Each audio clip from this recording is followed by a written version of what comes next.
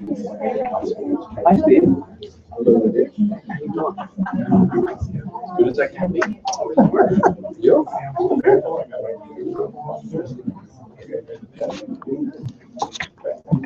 So I gave that.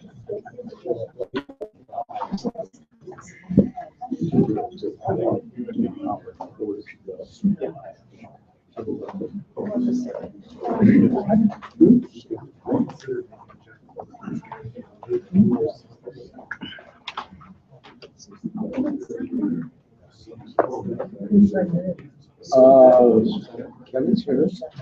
Yeah, so Sam is here. So we got full house.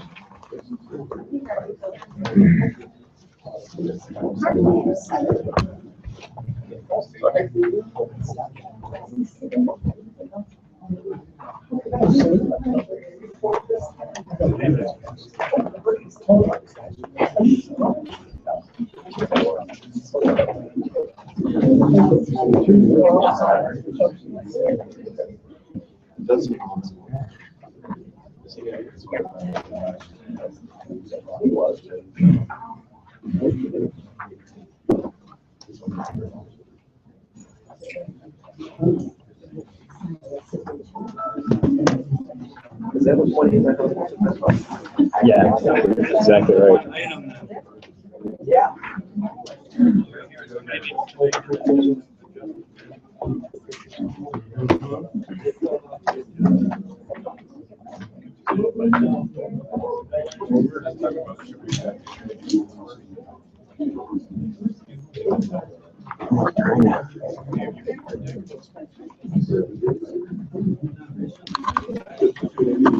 Unless I get somebody that sits beside me. If anybody is, tell me anything. We got one. Sorry about the moving.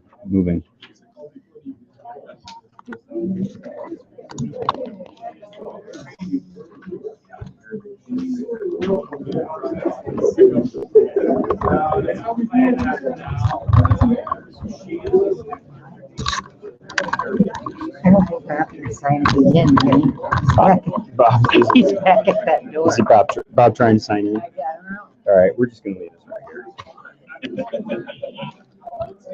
leave it right here. This drives me crazy.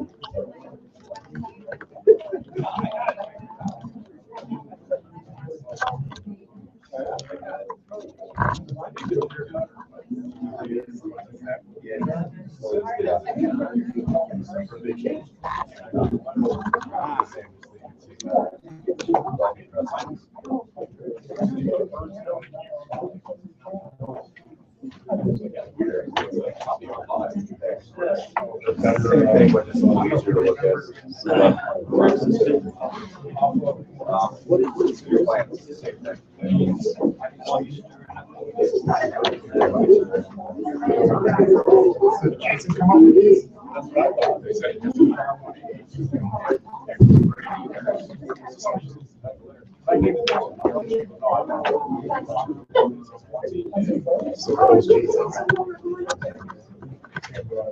Yes.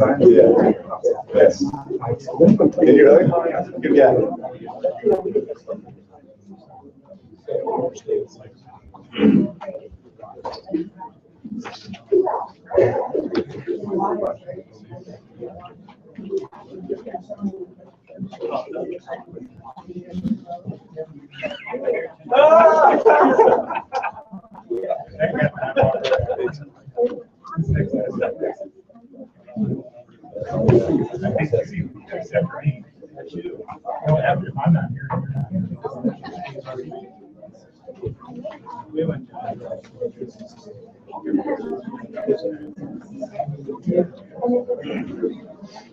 This is the same plan that we have. Right? Yeah, but I just want to point out that it has dimensions on it, though. I just want to point out the side yard dimensions. Oh, you know, 97 feet, 170. Ladies and gentlemen, if you were planning on talking this evening, would you please make sure that you sign in legibly for the woman that does the minutes for the meeting so that she can get your information accurately, please?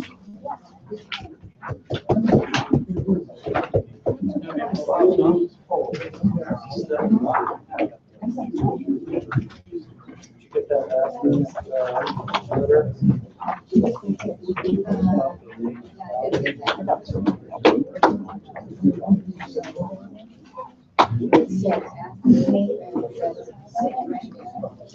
Oh, I just said this.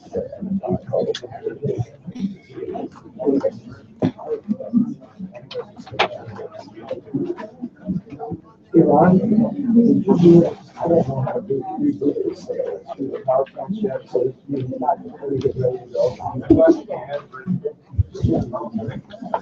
Okay. Well, it's my best option, I think.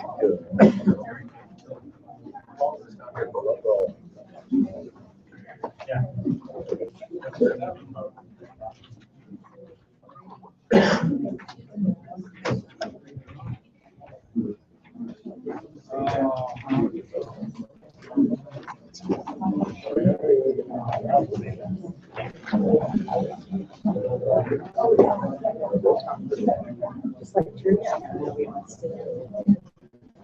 No. Talk about as much of the.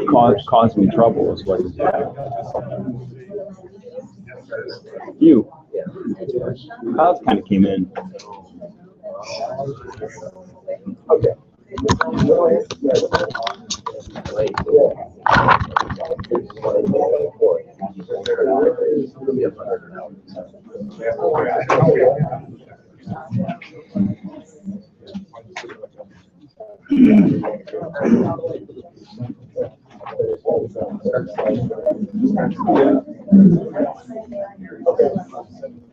We're not going to be starting yet.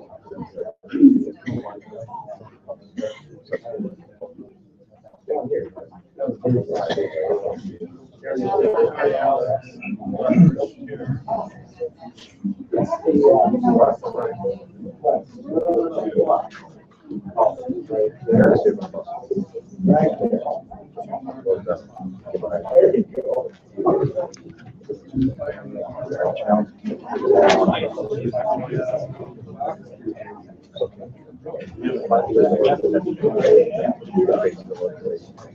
Yeah.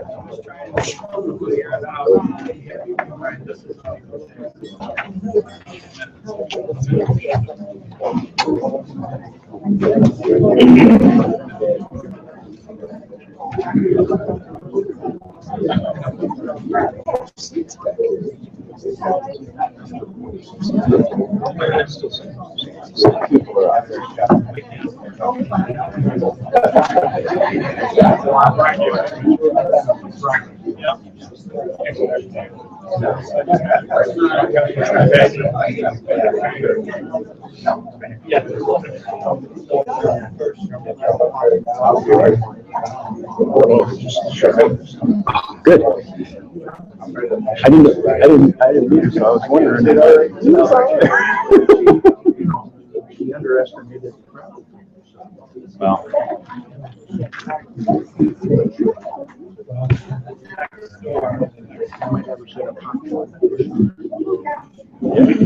Yeah, absolutely. Not biting. We should probably move this wet seat up.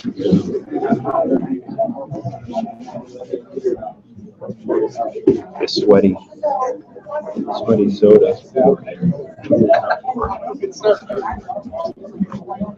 Do you know what that is? It was my. Oh, all right.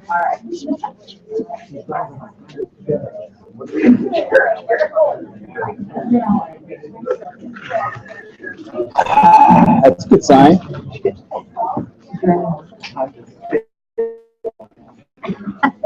Well, it means that she's very environmental, or else we get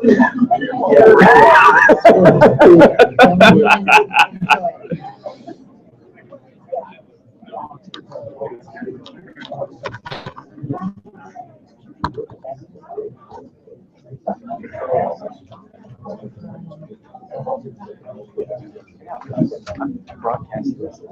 We got one. Woo!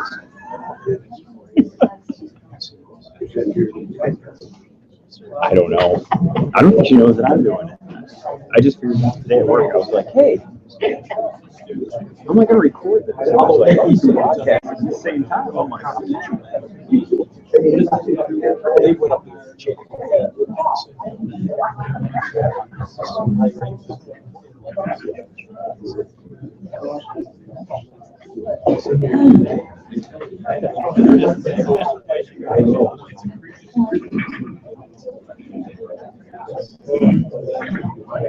There's been a lot of friction. Well, I mean, it goes way back. It actually goes back.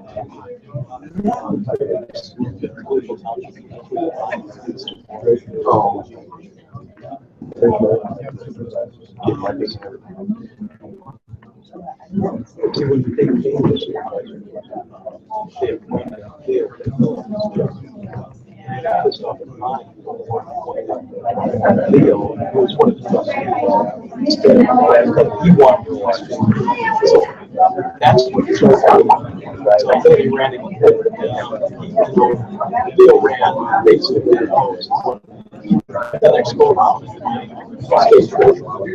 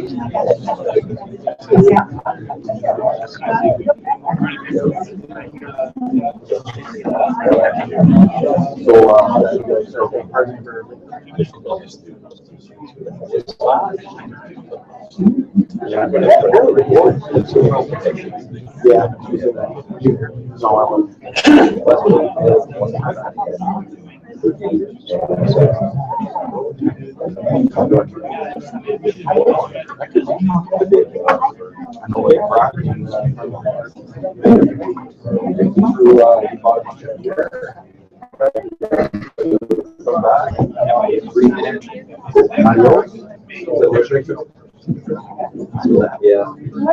Cole. How are you? Great tonight. Oh, well.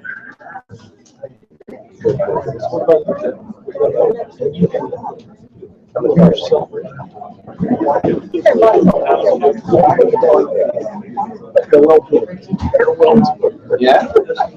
You got a key drive? How was the planning? Farewell to planning?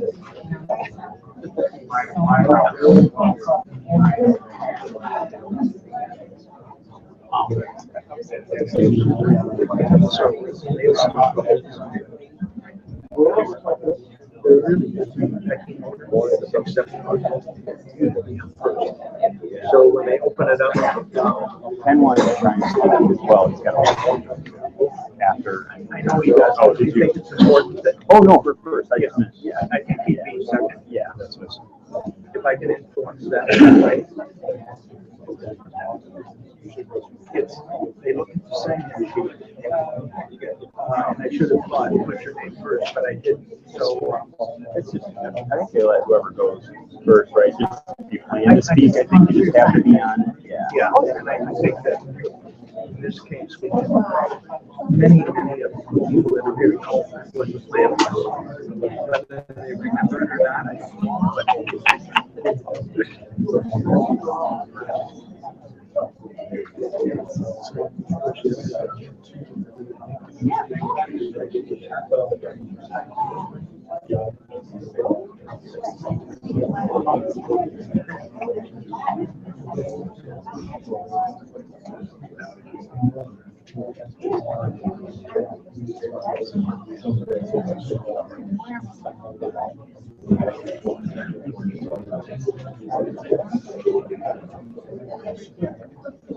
I'm just,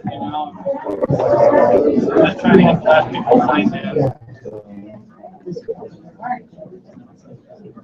We're going to get started in just about a couple minutes, just letting the last people sign in, and we'll get going.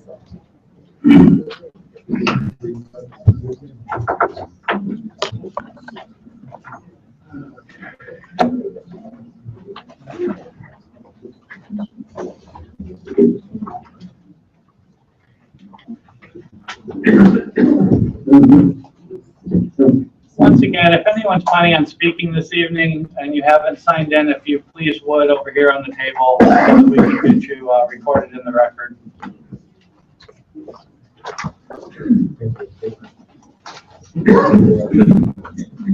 Is there not enough?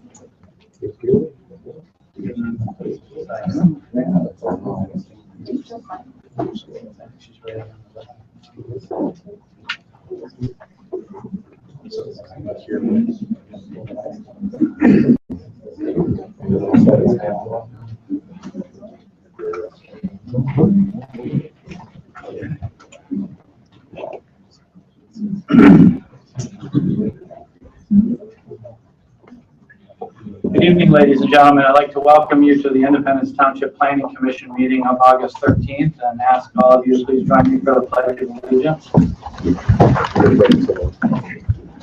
Allegiance to the flag of the United States of America and to the republic for which it stands, one nation, under God, indivisible, with liberty and justice for all. Thank you. Roll call, please. Mr. Borisman. Here. Mr. Bushrow. Here. Mr. Galley. Here. Chairman Morocco. Here. Mr. Ritchie. Here. Mr. Sabaden. Here. And Ms. Tully here. All right. Review of the agenda. Would you like to make a motion to amend or? Mr. Chair, I'll move that we amend the agenda to remove under new business item H1. That petitioner has contacted the township to be removed from tonight's agenda and put on a later meeting. There's support for the change. I second. Support by Mr. Borisma. All in favor, say aye. Aye. Opposed, say nay. Seeing none, motion carries. The agenda will be amended. This is a part of the meeting where we ask anyone in the public that would like to address the commission on an item that is not on tonight's agenda. Is there anyone here tonight that would like to address the commission? Yes, sir. Please give your name and address, please.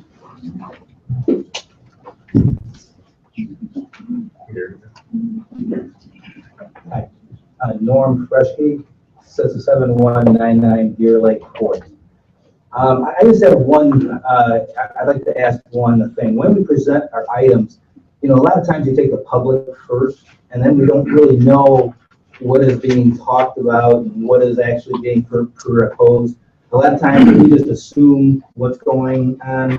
So I would recommend that we would present the experts first, and then we kind of hear what is going to have to happen, and then we would talk.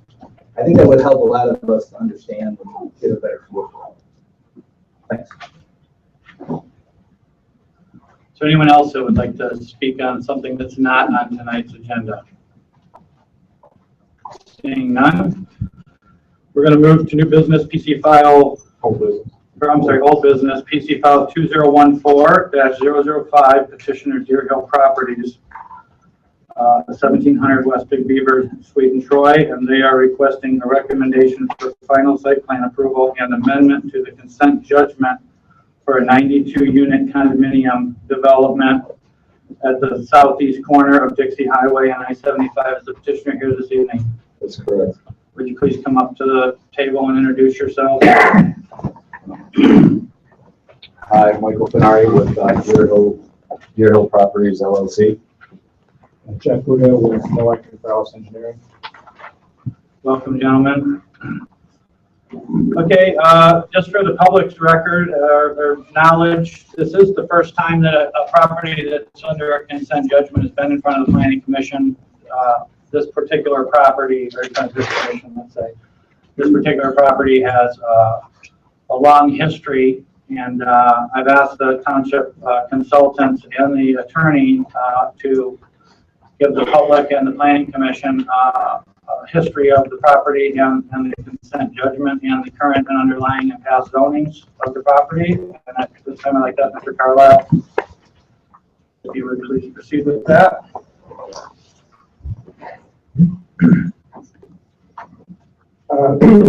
I'll speak up, and if If anybody can't hear me, please raise your hand and I will attempt to talk even louder. The Planning Commission and the Township Supervisor asked that Steve Jopik and I give some of the background and history behind this property. As many of you residents, longtime residents know, there is obviously quite a bit of history to this property. And I'm going to be more brief in my comments, and then Mr. Jopik, who's the township attorney, will give a background of the various consent judgments that have been entered on this property. That will be the extent of our comments at this point. The petitioner, Mr. Chairman, I understand the petitioner will be presenting the project, and then Mr. Ford and I will be giving our reports. So it might be a little lengthy, and I ask for your indulgence. Everybody will obviously have a chance to speak, but we want to make sure that we try to get all, as the last speaker just mentioned, we want to try to get all the facts out on the table. So the master plan, back in 1976, and this was shortly after the first consent judgment was entered, the township's master plan called, and you see there's a straight line that goes up and down. The part to the left is the portion in Springfield Township. The part to the right is what was in Independence Township. The Township Master Plan in 1976 designated the immediate corners on both sides of Deerhill for commercial use. It designated the balance of the rest of the property within Independence Township as multiple family, and it designated in Springfield Township, their master plan designated the portion in Springfield Township for general commercial. Later on, and you notice that Springfield Township is blank here because at some point in time, I was not able to obtain the records on what happened in the interim with the Springfield Township Master Plan. But in 1987, the Independence Township Master Plan was amended to remove the commercial from the immediate corner and to designate the portion of Independence Township as multiple family. There were various amendments from 1987 through till 1991. And in one of those amendments towards 1991, the Planning Commission changed the designation from multiple family to office at that point in time. And, that was obviously a significant departure from the multiple family designation. However, later on in 1999, and there was a process from 1997 through 1999 called Vision 2020. There were a number of people in this room, I believe, that were involved in that process. It was a process in which there was extensive public involvement. I think we had committees that 6 different committees with well over 100 citizens from the township. And the residential study committee that was part of that recommended a reduction in the density on this property and from a master plan standpoint to the category which is single family attached detached. So if you're wondering where we got to the point today for the designation of that property, that's where it started. It started with the Vision 2020 plan in 1999.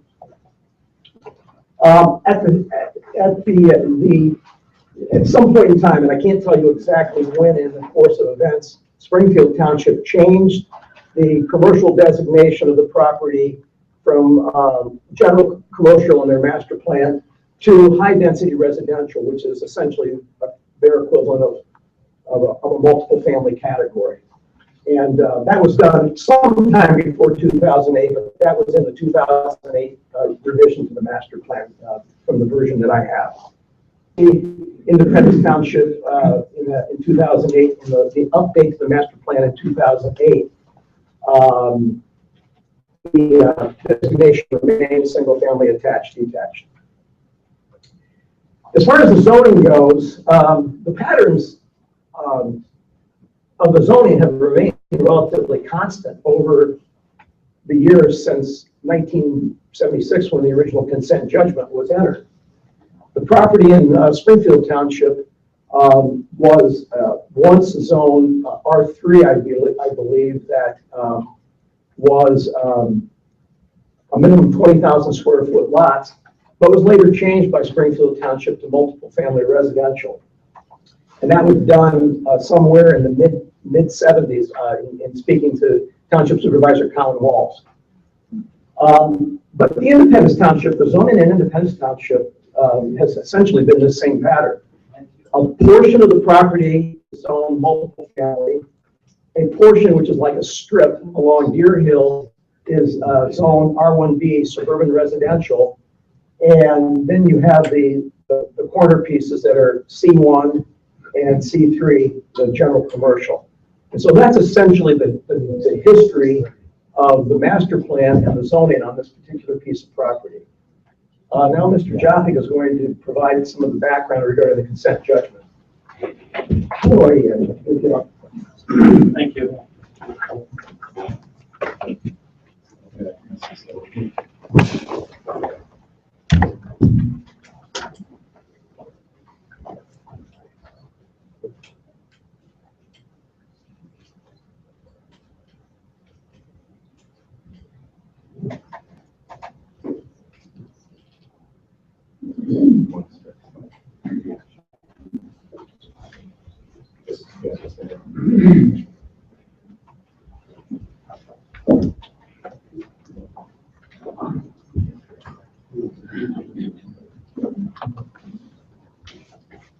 Yes, as Chair Morocco's indicated, my name is Steve Joppick. I'm the Township Attorney, and I don't come before you very often. There's a reason I'm here tonight, and that's because there's more to this particular piece of property than just what the zoning is currently on the property that you're considering this evening.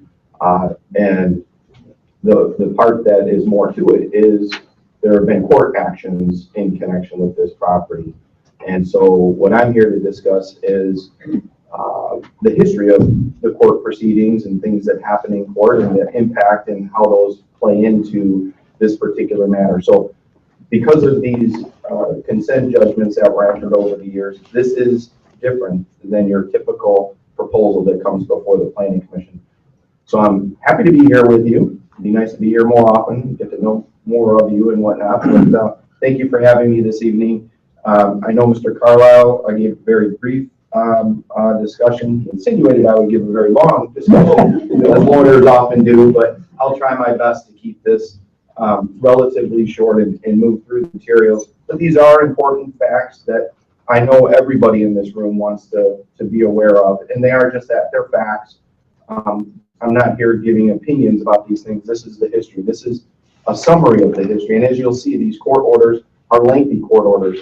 So what I'm giving is a summary of various highlights from the court orders and whatnot.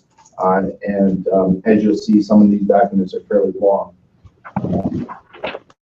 And old, some of them. So let me end.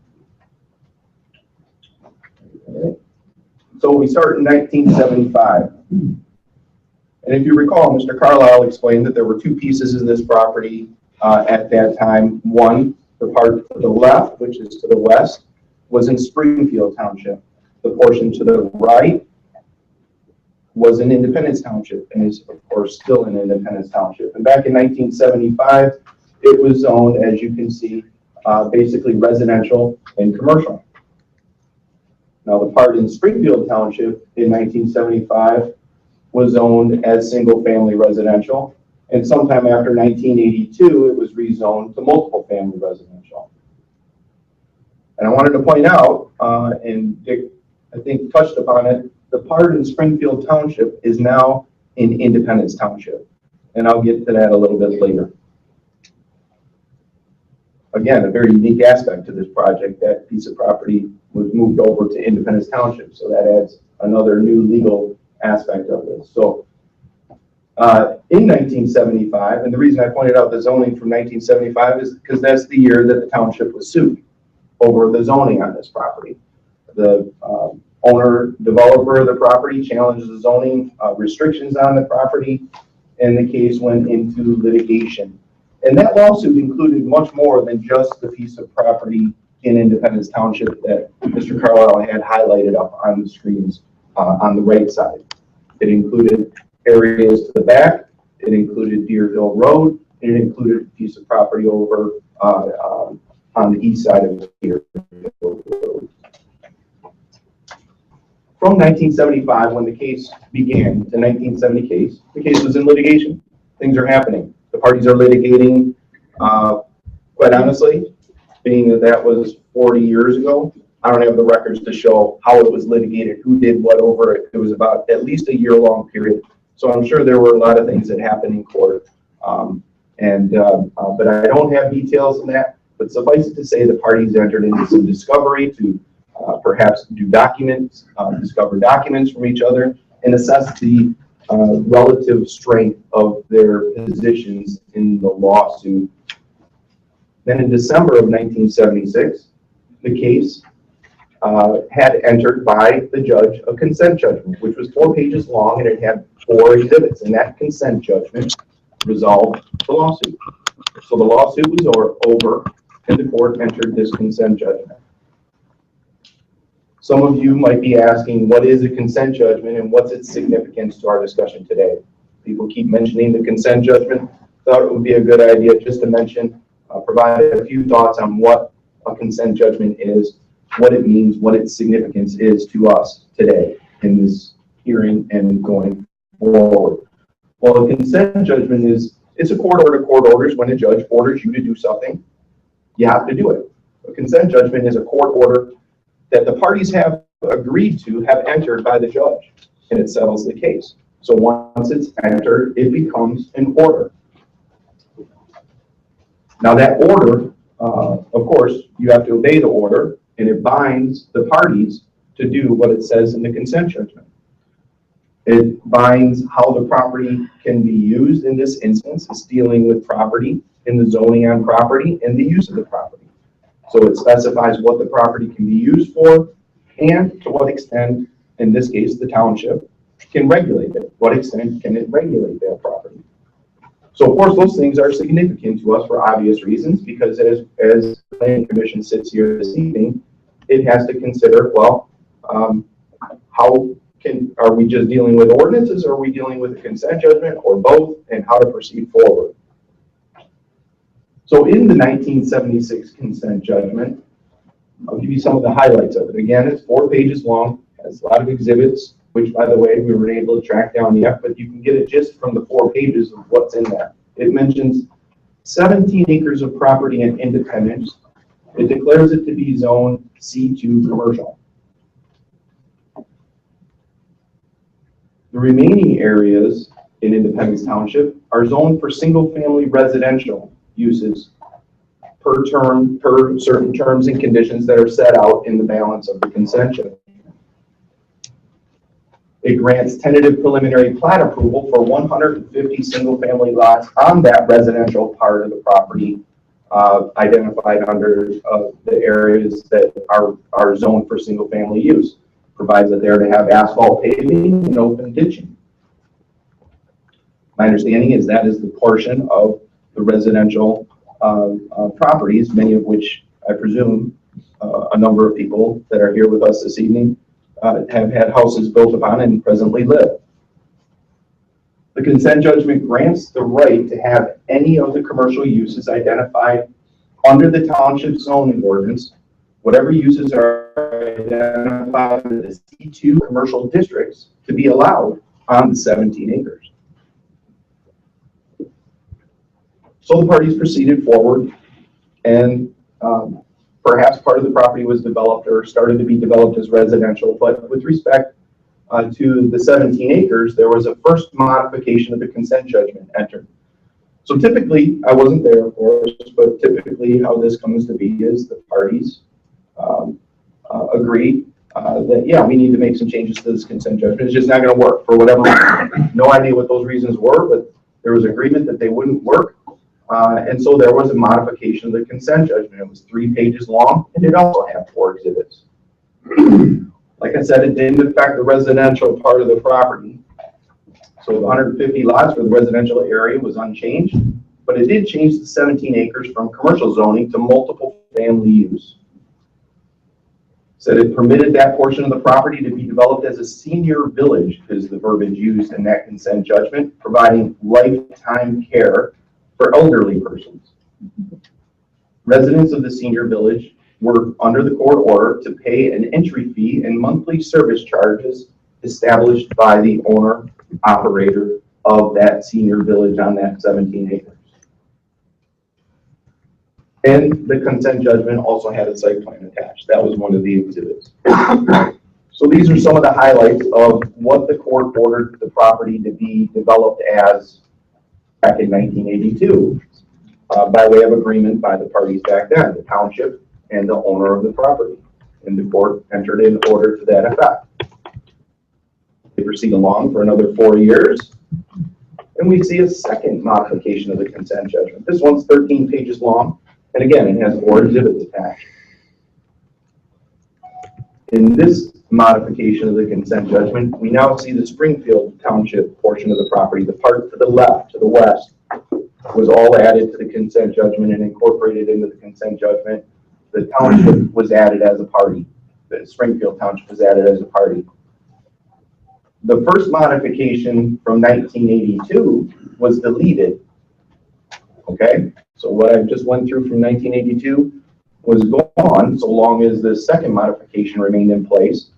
But the 1976 consent judgment was declared to be unaffected, except as provided in the second modification. So basically, the 1976 remained in effect. The part of the property that was in Springfield was made subject to the consent judgment, as I indicated previously. And the court order reclassified 11 acres in the township portion of the property, and 14 in the 14 acres, the whole piece in Springfield, as a planned unit development. This was at the very beginning of planned unit developments as a zoning tool in Michigan. I understand from Mr. Carlisle, this may have been one of the first that with Independence Township. So, and apparently both townships had PUD ordinances in place, and the court rezoned the property to that zoning. It didn't stop there, it continued. It permitted, the court's order permitted the following multiple family uses to be developed on the Springfield properties, which, as I indicated, is now an Independence Township. 120 bed convalescent center, 60 bed home for the aged, 120 apartments for the elderly, 233 paved parking spaces, and of those 233, 80 were supposed to be covered parking for apartments. On the 11 acres in Independence Township, the court's order stated that it permitted the following multiple family uses to be developed: 100 apartments for the elderly, 97 paved parking spaces, 53 of those 97 were to be covered parking spaces, serving the. Well, the totals of all that, since we're here talking about the two properties together, I thought it was important to put together. The court order provided on the combined property that's now in Independence Township, 220 apartments, 120 bed convalescent center, 60 bed home for the aged, 330 parking spaces with 133 covered. It also provided that Deerhill Drive was to be used as the access road for the development. It included a 50 and over restriction, and it permitted for modification of the elderly housing restriction to another use if approved by the township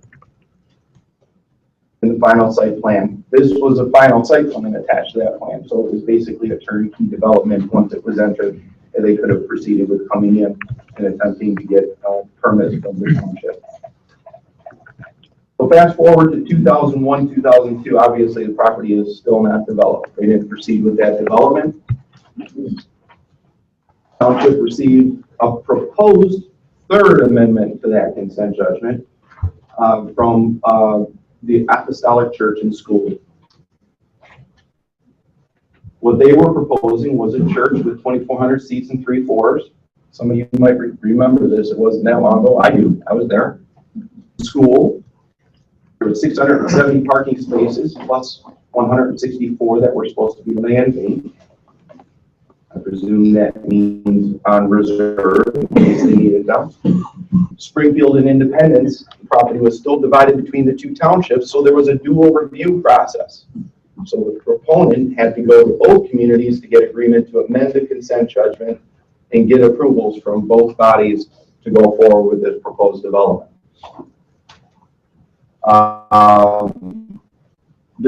Independence Township, it was Independence Township held public meeting reviews like this. And the developer decided to locate ultimately in another community before a decision was rendered concerning that proposed third amendment to the consent judgment. So it was gone. 2004 to 2006, there were a number of other proposals for a third modification. We haven't amended the consent judgment yet. It's another proposal, this time another proposal to amend the consent judgment. And they were proposals for single family units ranging from 120 to 78. We were still with the dual review, but at that point, Springfield and Independence established a joint review coordination committee, and I called it that. I don't think they had that formal title, but that's basically what, because it was an effort to join some representatives of both communities to discuss a unified discussion with the property owner. And remember, we're dealing with the owner of the property or somebody who is a person who is about to purchase and become an owner of these types of proposals. Each proposal was discussed at that joint committee level, but the proponents did not proceed further with the projects for various reasons, financial and otherwise. So then we had the recession. I understand there were actually some other submissions or discussions about some other possible proposals for the property, but again, nothing percolated up to the level of coming to the Planning Commission or the Township Board for amending the consent judgment again. So we get up to 2013, and here's where we have an agreement with Springfield to incorporate Springfield, the Springfield part of the property, into the boundaries and under the jurisdiction of Independence Township. So it became part of Independence Township. In 2014, we saw the third modification of the consent judgment, which was 18 pages long, the longest one yet, more exhibits. It was a court order that allows, and it is a court order presently, that is in place, entered by the court, that allows 69 single-family detached units. The site plans were attached as part of the court order. There were multiple public meetings with the Planning Commission and the Township Board of Trustees. Notice was provided to the residents and public participation given at the public meetings before the consent judgment was approved and entered with the court. And I did verify that. I don't usually respond to comments from the crowd, but I think it's important. I did verify that there was a notice sent out, not to everybody, the whole Deer Lake neighborhood all the way. It's a very extensive neighborhood. It was sent to the property owners that abutted the property and that were across Deerhill Drive, the Rose property, and some of the properties that were across Deerhill Drive over next to the Rose property. I think that's a general description. There were a lot of property owners that were notified, definitely outside of the standard zoning area. After the third modification to the consent judgment was entered by the court for process for final approvals with more hearings at Planning Commission, no decision has been rendered at this time with regard to those plans that came before the Planning Commission, and you'll recall them, I'm sure. Instead, the owner developer, who's here this evening, decided to consider and has submitted an alternative plan, which we are here this evening to listen to and for the Planning Commission to consider. So the current zoning on the property, and Mr. Carlisle covered this, local commercial along Deerhill and Dixie, suburban residential along Deerhill rear of the commercial, multiple family west of the suburban residential and behind the existing homes to all the way over to the former border with Springfield Township. And then multiple family for the entire former Springfield parcel per the Springfield zoning map, but it's not shown on the Independence map at this time. And then, as you know, the township planner has addressed the master plan. The zoning of the property, I have not required up there, but it is important, of course, to keep an eye on the master plan and what the future of the township is looking for.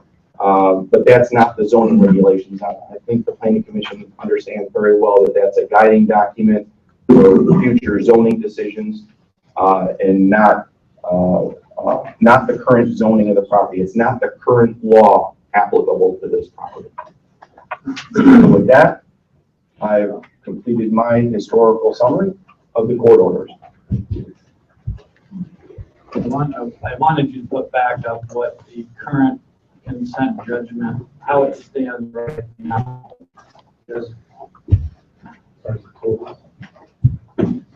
Yeah, where it stands right now. They're asking to amend it. I want to just get back to what it is currently. Passed it. While you're trying to find that too, Steve, would you also explain whether or not they need to come to the Township Board and Planning Commission to develop this property or not, or how that works as far as since the judge is also participating in the use? Sure. They do need to come at least to the Township Board for a decision. The Township Board makes the decision on modifying a consent judgment. The board previously looked to the Planning Commission for input, advice, recommendation concerning that, and the same thing applies this time. But ultimately, the decision is the judge's. When it gets tendered to the judge and the judge signs the consent judgment, but both parties sign on to it. The Township Board would make the decision to authorize myself as the attorney on behalf of the township in the case to sign, and then it would be signed by the proponent here this evening and tendered to the court. That's the process that was followed for the third amendment, the third modification that was approved. So it does require it to go to the Township Board. Here we're also coming to the Planning Commission, having public participation, public hearings, and so forth. And if it gets to the Township Board and the Township Board disapproves his plan, does he have any other options? Can you go back to the court directly? Will the court just hold it the way that it's sitting currently right now? It would be with the third modification of consent judgment, which remains just stay as where it's at right now. That is correct. So just for clarification, section 24 in the consent judgment mentions deviation from preliminary site plan. This would be beyond any deviation. It would require full modification. Yes, this is a different development being proposed. Yes. In many respects. It goes far beyond that provision. Thank you. Have any questions for Mr. Falcon? Yes, sir. The consent judgment today states 69 units is the cap of the units, and now we're talking about a proposal with 92 units. Was there something what triggered the jump from 69 units to 92 units? Was this just simply the owner of the property who decided to do this? Was there some dialogue between the township and the owner? Was there something specific that triggered this? Well, I'll let perhaps Mr. Bernari can address that. I don't want to speak for him because that was his decision ultimately, but certainly there was hearings that took place, issues that were raised, and further consideration. Getting more specific than that, I wouldn't feel right. I'll wait that. Thank you. Yeah. And we did have discussions, of course, to talk about this with the developer, as always occurs with every development before it reaches the point of the plan. Just for clarification also on item number 22, if you want to grab it, feel free, but the zoning regulations not covered refers to an R1A cluster option is that the assumed underlining zoning to this consent agreement? Or how, where's the R1A come in and why is it in? If the zoning is different up there, why is R1A referenced in here?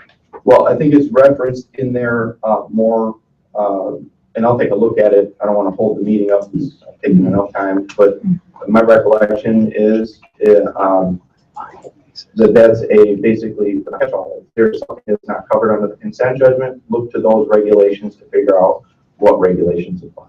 Okay. It's not rezoning the property to that. It's just the fallback zoning for anything that's not covered by this. The fallback regulations, not the fallback Yeah, zones. sorry, yes. Okay, thank you. Thank you. Yes, you're welcome. Would the petitioner like to give us Sure. answer some of those questions? Tell us what you're proposing. Let the public know. Sure. Good evening. Again, my name is Michael Finnery with Deerhill Properties LLC. Michael, would it be, you sure, please, it's hard to hear.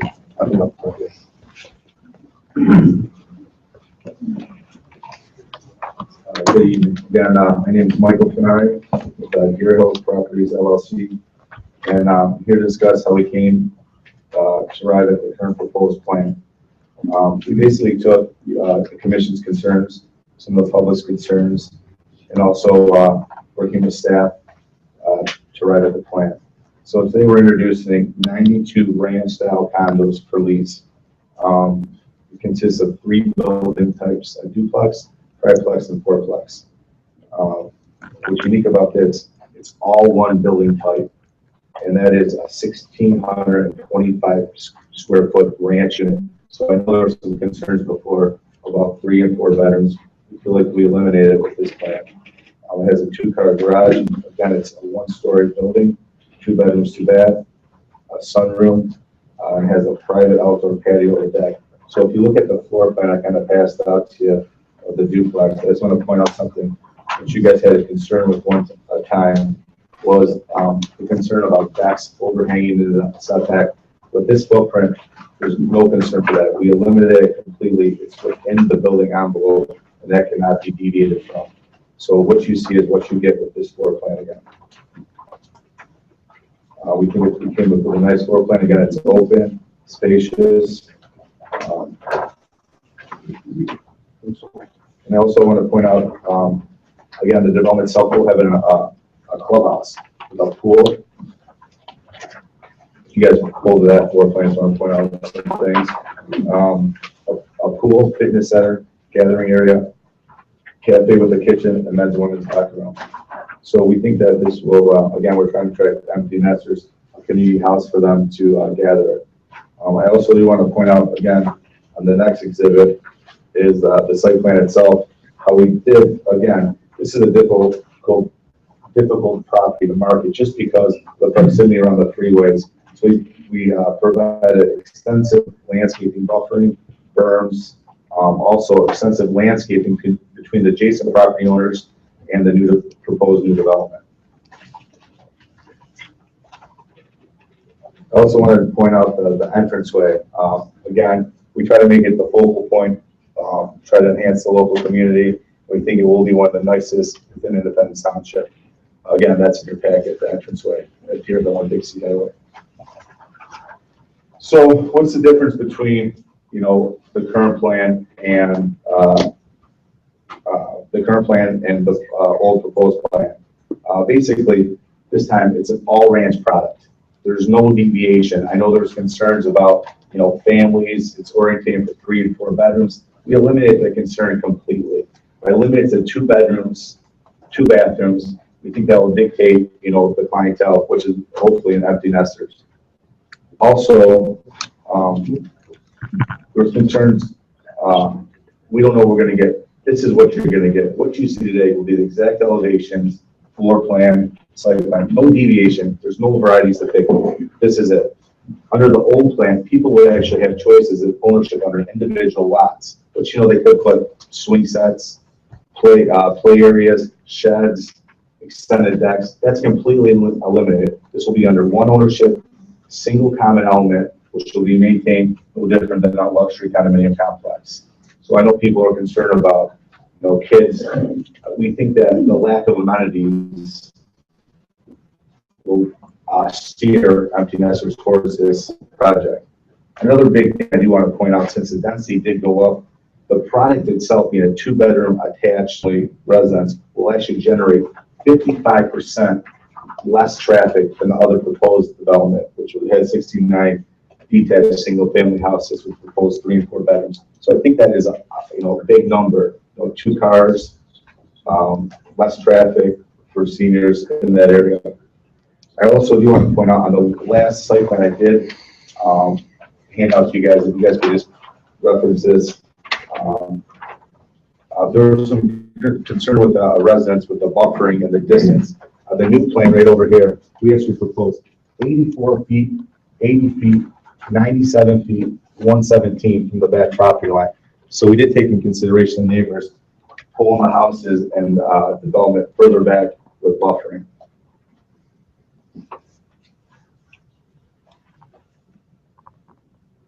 Again, I just want to reiterate what Mr. Graphic said and Dick Carlap. The underlining zoning here is multifamily in Springfield, and Independence is multifamily, local commercial, and residential. We feel that the product we're offering, we're actually under the density that is allowable with our product. We feel that this is a more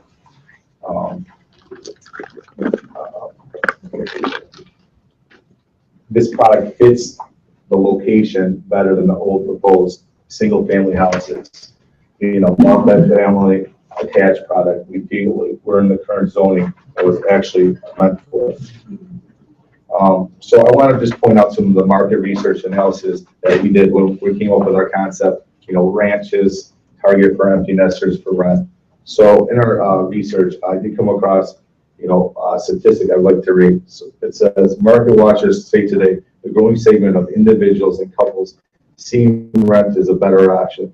There were roughly 5.5 million renters over the age of 65 in 2011, according to a team report by the Joint Center for Housing Studies at Harvard University. The Housing Watch Group projected the aging of the baby boomer generation will add 2.2 million more, 65 years plus, to the rental ranks in the 10 years up to 2023, generating roughly half of the overall renters in that period. We found that a staggering statistic, how the empty nesters prefer renting in this economy today. And again, our market analysis says why. We came up with, during the recession, the fear of loss of value in their home, not having having the ability to readily sell their house in a recession. Even in a up-and-coming market, people just don't want to maintenance. Taking care of their lawn. Interior housing is taken out. Dealing with travel in the winter times, not worrying about heating problems. Also, empty nesters, teach their spouse house change. They want to be closer to the family. So we feel like, this development we're proposing will relate to that. And also, lastly, empty nesters realize that when purchasing a home, they might not recapture the closing costs associated with buying a home in their elderly age. So we found that very interesting and the trends in the market today. I would also like to point out one of the other articles we found is when you look at a ranch style 1-floor development site, it will be occupied mostly by empty nesters, even though the community is not designated 55 and older. So we thought that was another statistic that was pretty astounding, where the products then dictate who comes to the community. Again, who's our target market? It's no different than a person coming to Independence Township looking for a 1,625 square foot ranch. Roughly that'd be roughly the $300,000 range. Willing to pay property tax, willing to pay associations, but don't want to purchase. We feel that people are attracted to this option now. Give them another housing option in Independence Township. Again, the question is, what's this going to lease for? What's this going to be? We're going to get the high end. Give or take $2,000 a month. So we're trying to attract, empty nesters, people that can afford this, retirement, pensions, people that have that set income. that don't want to purchase a house, maybe want to spend their money on something else in their older years. So again, I just want to summarize, even though this isn't a older project we're proposing, we feel the product, the development itself, the lack of amenities for young children, especially the freeway. I have 2 young children. I wouldn't come here just because I wouldn't want my children that close to the freeway. We feel like that's the residents of this community. In closing, I just want to wrap up by saying, again, the concept you guys were worried about, you know, again, these units being colonials here, 3 or 4 bedrooms, that's completely limited by all the ranches. Again, the minimum buffering along the adjacent property owner, the target market of investors. And again, we think we addressed the drainage. I know that was a concern last time, and I'll let Jeff Huda briefly explain that. Thank you. Mr. Kern? Yes. Mr. Ritchie? Yes, go ahead. Just to kind of go over your amenities again. Sure. You said it was 2-bedroom ranch. 2 bedroom, 2 bath. In reviewing the site plans and everything, you did mention that whether these houses would have basements or not. No, these will not have basements. This will be a slab on grade product. So we, again, another thing that we think that's going to keep families away from here, back to storage. And then the amenities you're saying, you have amenities like the pool, clubhouse, but you're not going to allow other amenities like playscapes and that type of stuff. Correct. There are restrictions of the development itself. Those not allowed. Playscapes, swing sets, nothing of that nature will be. You know, we'll actually put that in consent. That will not be allowed on these grounds. Tully. What did you say you're looking at for rent? Give or take, we haven't finalized. You know, it could be in the $2,000 range. It could be 1,600, 2,200, just depending on the unit or the location. Okay. And when I look at this drawing, where is the berm that you're talking about? You know, it's kind of hard. I'll let my engineer actually, when he comes up, talk about the drainage and point out what the berm location will be. Any other questions? You made a statement earlier that the density or the intensity of what's proposed is actually less than what could be developed under current zoning. Correct. Do you have a sketch or a concept, or did you go to the effort of doing that? I think in Mr. Carlisle's report, he actually pointed to that. We're under density, I think, quite a bit out of 92 units. You don't have an actual sketch that's shown there? No. Oh, okay. Thank you. Just one question. What was the thought process, I guess, going away from the owner occupied to the lease? Good question. Before, you know, the skepticism on my part, you know, undecided with floor plans and all that stuff, we weren't sure. Here, we're sure about this product. We're actually going to put our name on this product. We're going to build this. So we feel that this piece of property, location to the freeway, zone multifamily, we feel like this is a better fit with this new proposal today. Do you feel like it wouldn't be marketable as a owner occupied? We're not seeing that. We feel like the trends today, doing the analysis, and we stand by our product. This is the trend of the future. I guarantee a lot of residents, if the proposal comes through, they might have family members that want to move in there, be close to themselves, might want to downsize into something, you know, have 2 houses. We feel like this is the thing of the future. One other question on the, I understand you've gone to some pretty great lengths to market this to the empty nester. But one of the concerns I have is, okay, so these don't rent out at the current market rate that you're shooting above, you know, $2,000 a month. And so therefore the rates start coming down. And at that point, what you may get, I mean, it's essentially in a lot of other cases, you may get young kids, you may get people with family that are trying to come in, you know, small families, and you may get other people other than the target market. No, because a lot of these, I understand you made some adjustments. I do appreciate that. But my concern is the lease versus owner occupied and hitting that target market.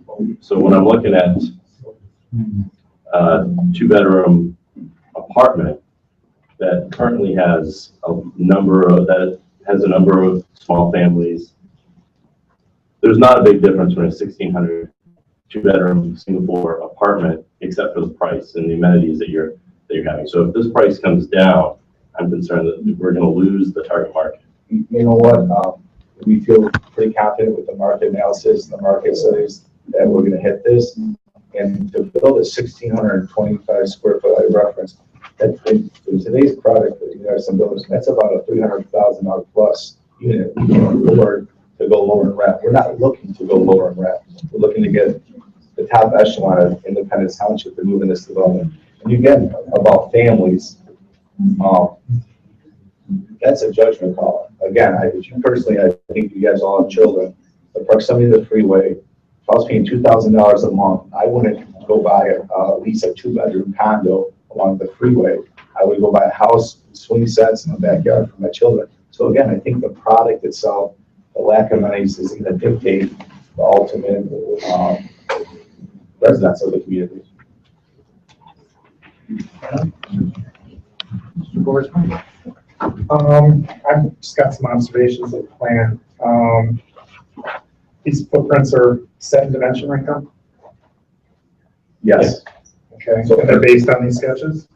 Yeah, what you see is what you're going to get. Again, I'm trying to give everybody. Well, I've got some concerns about the footprints changing or your floor plans changing due to building code requirements. You're essentially building townhouses. And according to code, you either got to put a 1-hour wall and your sketches don't accommodate a 1-hour party wall, or you got to suppress the building, and I don't see suppression leads on the utility drawing. So which is it going to be? So basically, to suppress the building, is we have another dwelling unit above this. Yeah. We're going to put a firewall between the common separation firewall. Yes, that's where we propose construction. Okay, so those footprints are going to change slightly because your sketches don't show the thickness of a 1-hour power curtain. I'll verify that, but right now, that's what the architect sent over. He's well aware of the party wall and fire separation. Any other questions?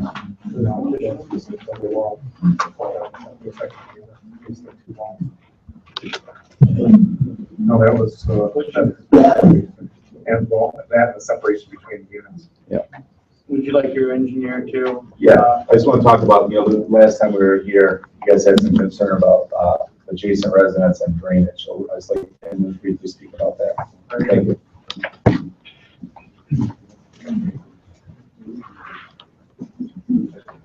Thank you again, Jeff Ludo with Electric House Engineering. Last time, I think we may have seen this exhibit before.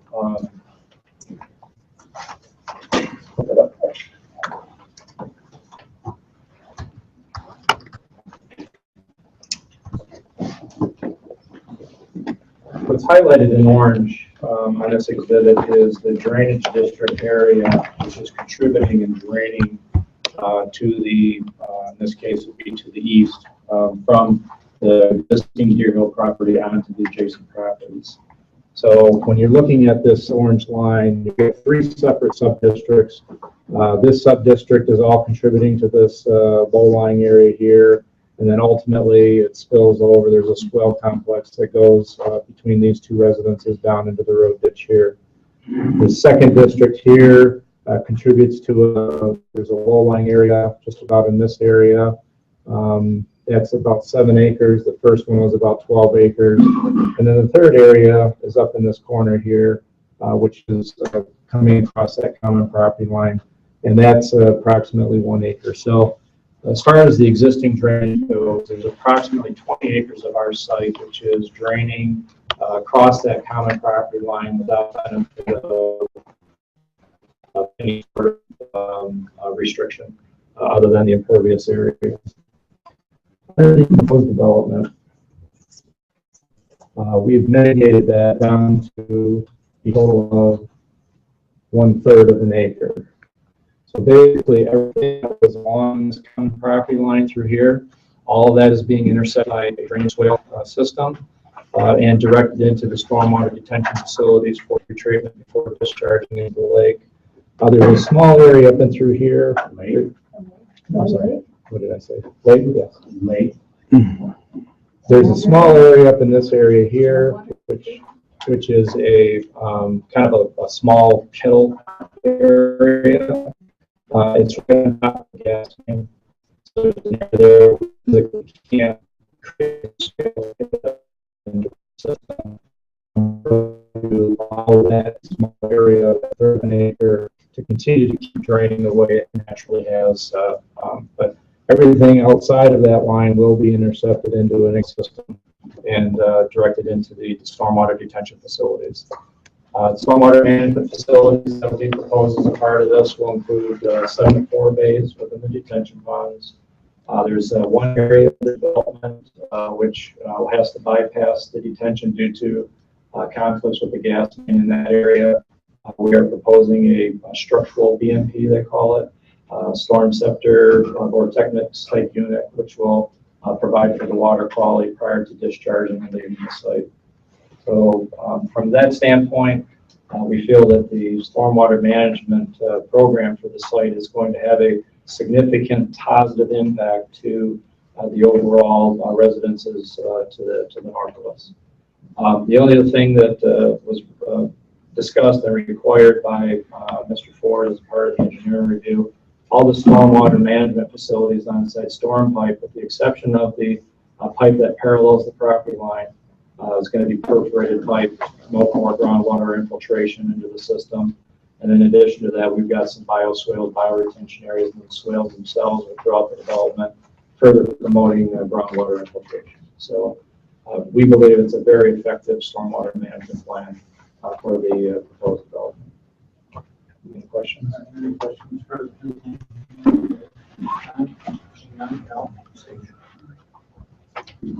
you have a presentation for us? Well, Your report, please. I have a report. I'm not going to repeat actually about the project. Whether Mr. I would like to address your question. The master plan designates this for single family attached detached units per acre. This project is 3.5 dwelling units per acre. So I think that probably, unless you have further questions, probably addresses that question. In terms of if the property could be developed under the underlying zoning, I guess for comparison's sake, as we indicated in our presentation, the underlying zoning in Springfield is multiple family, or was multiple family at a little under 6.5 units per acre. And the multiple family portion in Independence Township, the density ranges between 5 and 7 units per acre, depending on the number of bedrooms. So approximately, I had estimated in a memo back in 2013 to Mr. Kittle when we were we were starting the discussions with Springfield Township, that the ultimate density could possibly be between the two townships, 164 units on the property. As far as the project goes, I think Mr. Fenari has described it. Essentially, the road layout is very similar to what you saw in the previous layout. There have been some modifications.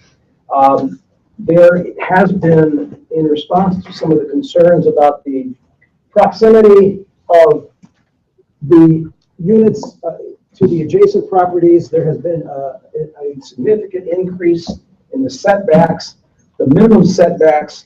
And in particular, if you remember, this area up here was particularly problematic because we have the pipeline and the pipeline easement and drainage swale, and it was extremely, we continue to express a concern about that, as well as Mr. Ford's office. That setback was 50 feet. Now that's been increased to 80 feet, so there is no concern on my part, as it was before, regarding establishing the required landscape buffer. Because before, if you remember, I was very concerned that that's just the space in which they had to work there was just impossible to try to provide that buffer. So consequently, the perimeter setbacks on that common property boundary range somewhere between 80 and 120 feet. The one area that we would like to see some additional attempt would be to put some additional overflow parking. And I've identified the area behind Unit 80, which is actually, I think this building right here. As some area, they have included some overflow parking in some of the areas, but from my experience with these kinds of developments, you probably can't have enough. And while there will be on-street parking permitted on one side, I think having overflow parking for events and things like that when people are entertaining or whatever is important. The type of unit, Mr. Ford will probably speak further about that, but when you look at the IT, which is Institute of Transportation Engineers, trip generation studies, this type of unit does generate less traffic than a single-family home, especially when we were looking at some of the floor plans that we were looking at in the previous thing, with potentially 3 and 4 bedroom colonials and things of that nature. That an attached unit of this nature will be these will characteristically generate less traffic. I'm not sure that it was mentioned that each one of these units will have 2-car garages, which is somewhat unique in a full rent product that's with an attached garage of this nature. And I don't know. I know that we have full rent products in the township that have garages, but I can't think of any that are actually attached to the unit. The sidewalk facilities are going to be provided internally. One of the comments we've heard about is the lack of open space in the previous plan, which was true. Essentially, all the common area, all the area throughout this development will be in common, and it's all will be kept in open space. So there won't be structures, there'll be areas for people to walk, and et cetera, et cetera. And again, with the additional buffers, that does increase the amount of open space. One of the things I want to point out is in the landscape plan is that all the trees that are being planted are oversized trees. Normally, our ordinance requires a 6-foot tree, evergreen tree. Project is proposing 8 to 10-foot trees to be planted at the time that the buffer is established at construction. So the landscape buffer, from my standpoint, appears that it will be effective and will meet our ordinance requirements. So in summation, I thought the plan does address most of the questions, if not all the questions, and we often don't know all the questions until we come to a public meeting, but regarding drainage, grading, landscape screening, the type of product being more conducive to a market that is not families with children. Not that we have anything against families with children, I have them myself, but the fact of the matter is I know there was a concern by the product that was being presented that this was not going to be appropriate for the manner in which the site was being planned. The other thing that I observed about this is that we felt that the previous site plan, that there was a lack of correlation between what was being built and the site plan. In other words, what was being built really didn't fit the characteristics of the site. What was being proposed to be built. And the market or the speculative nature of what would actually be built on each lot is too much to the imagination, frankly. So consequently, the applicant has attempted to address that by providing a completely finished product. Be consistent in the architect, know exactly where the buildings are going to be, we know what the site plan is going to be, and I think that answers a lot of the questions regarding compatibility and suitability. So I'll be happy to answer any questions that the commission might have. Any questions for consultant at this time? Seeing none, Mr. Address some of the concerns. Thank you.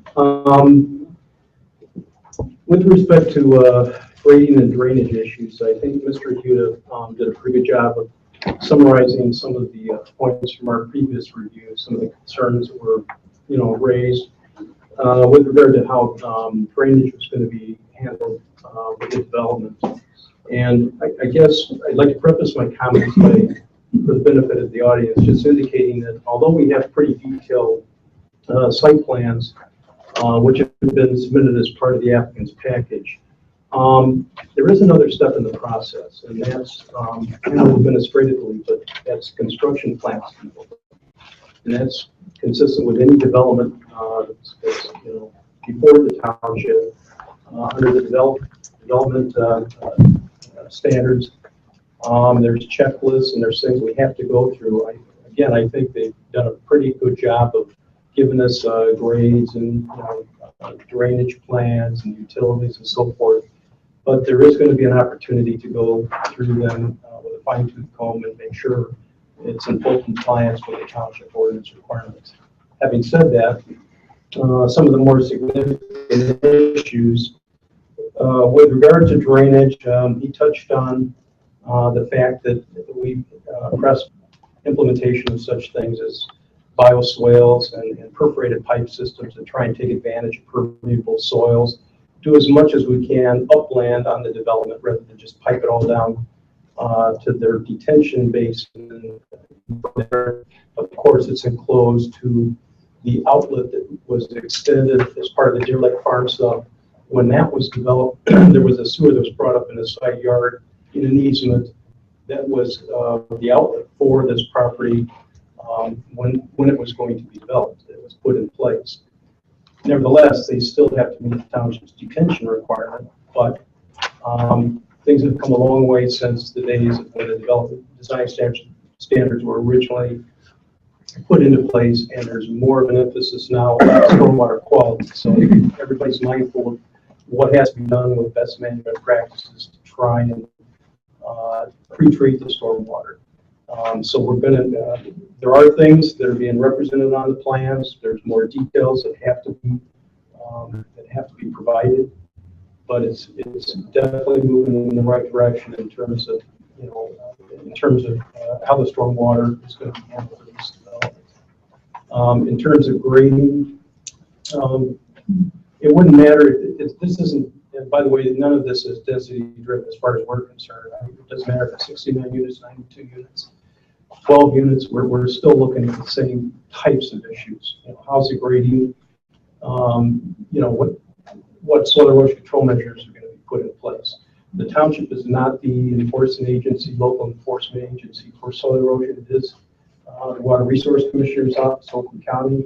Nevertheless, there's got to be details on the plans as to how, silt fence and inlet filters for all the storm structures. There's a lot of details that have to be provided on the plans that shows how they're going to handle soil erosion.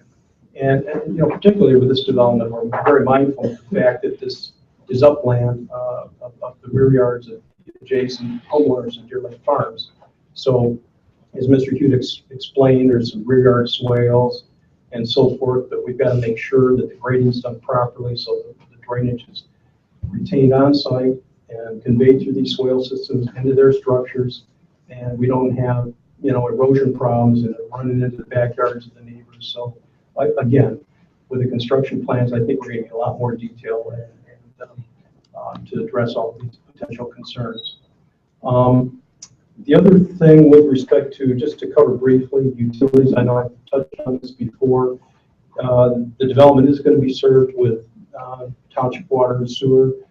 They are extending the water main some distance off-site down Dixie Highway, so there is going to be a water system extension up to the entrance to Deerhill, and will be stuff for future use down Deerhill Drive at a future date. Should homeowners in the subdivision petition the township.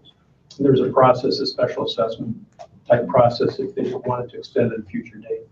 But the developer is footing the bill to at least get it extended up into the development, and of course have it loop through the development with hybrid coverage and so forth to meet the township requirements.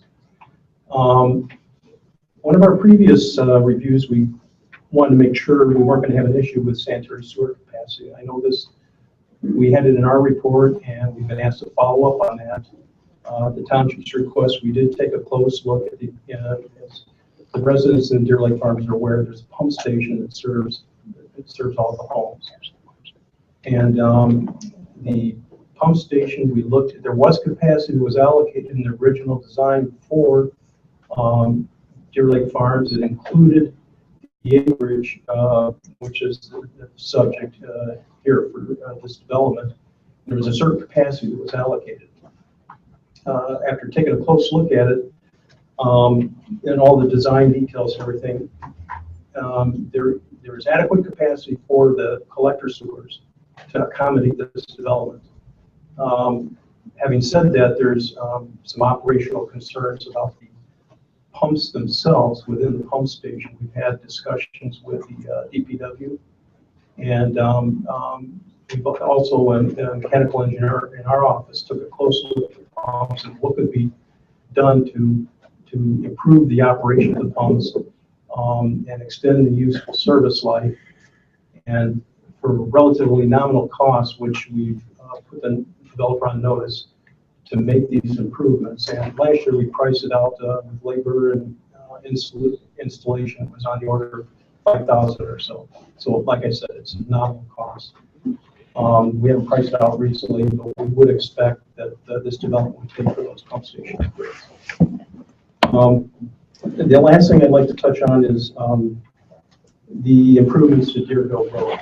Of course, this has been shown on one of our earliest reviews. We recommended that to mitigate some of the impacts to Deerhill Drive, that there be a continuous center left turn lane from Dixie Highway through the development. So the plans have reflected that improvement going in, which is subject, of course, to Road Commission review and approval, because they have jurisdiction over Deerhill Drive. So that is reflected on the plans, and again, will be shown on the construction plans in detail, and we'll have to get permit from the Road Commission. And that's the extent. So there's also going to be a right turn lane added. That will be at Dixie Highway. Yes. That will be subject to RCOC, Road Commission review. But that's something we definitely have to take up with them. Okay, is that something that we can request to happen, or they would request it to happen? We can request that, Certainly.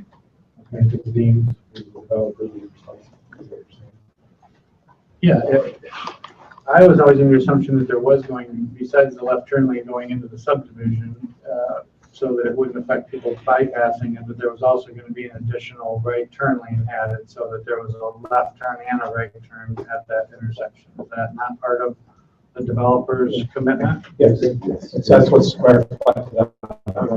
Yeah, I misunderstood. Okay, I just want to make sure that still. Right at their entrance. I thought you meant out of Dixie. I did.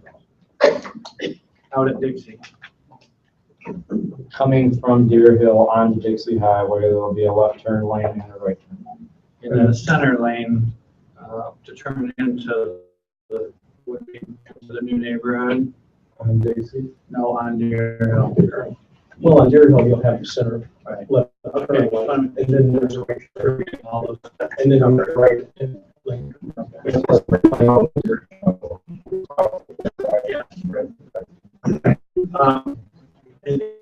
No, thanks.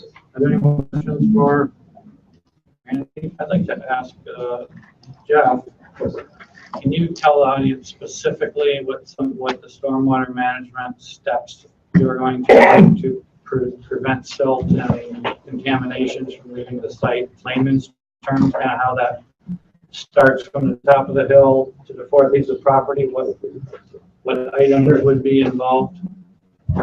It really is multiple elements that will be incorporated in the plans. First of all, from a permitting standpoint, as Mr. Ford pointed out, this will require a soil erosion control permit from the Water Resource Commission. In addition to this, because the site is greater than 5 acres, it requires a secondary permit, a called a rider permit from the Michigan Department of Environmental Quality called National Pollutant Discharge Elimination Permit, NPDES permit. So there's a second layer of control and restriction on the development of the property from a soil erosion control standpoint. As far as go, during all areas of the property will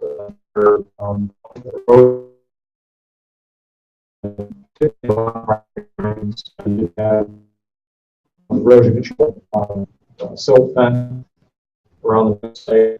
In fact, in this particular few areas where we have some steep slopes, and we'll be engineering this.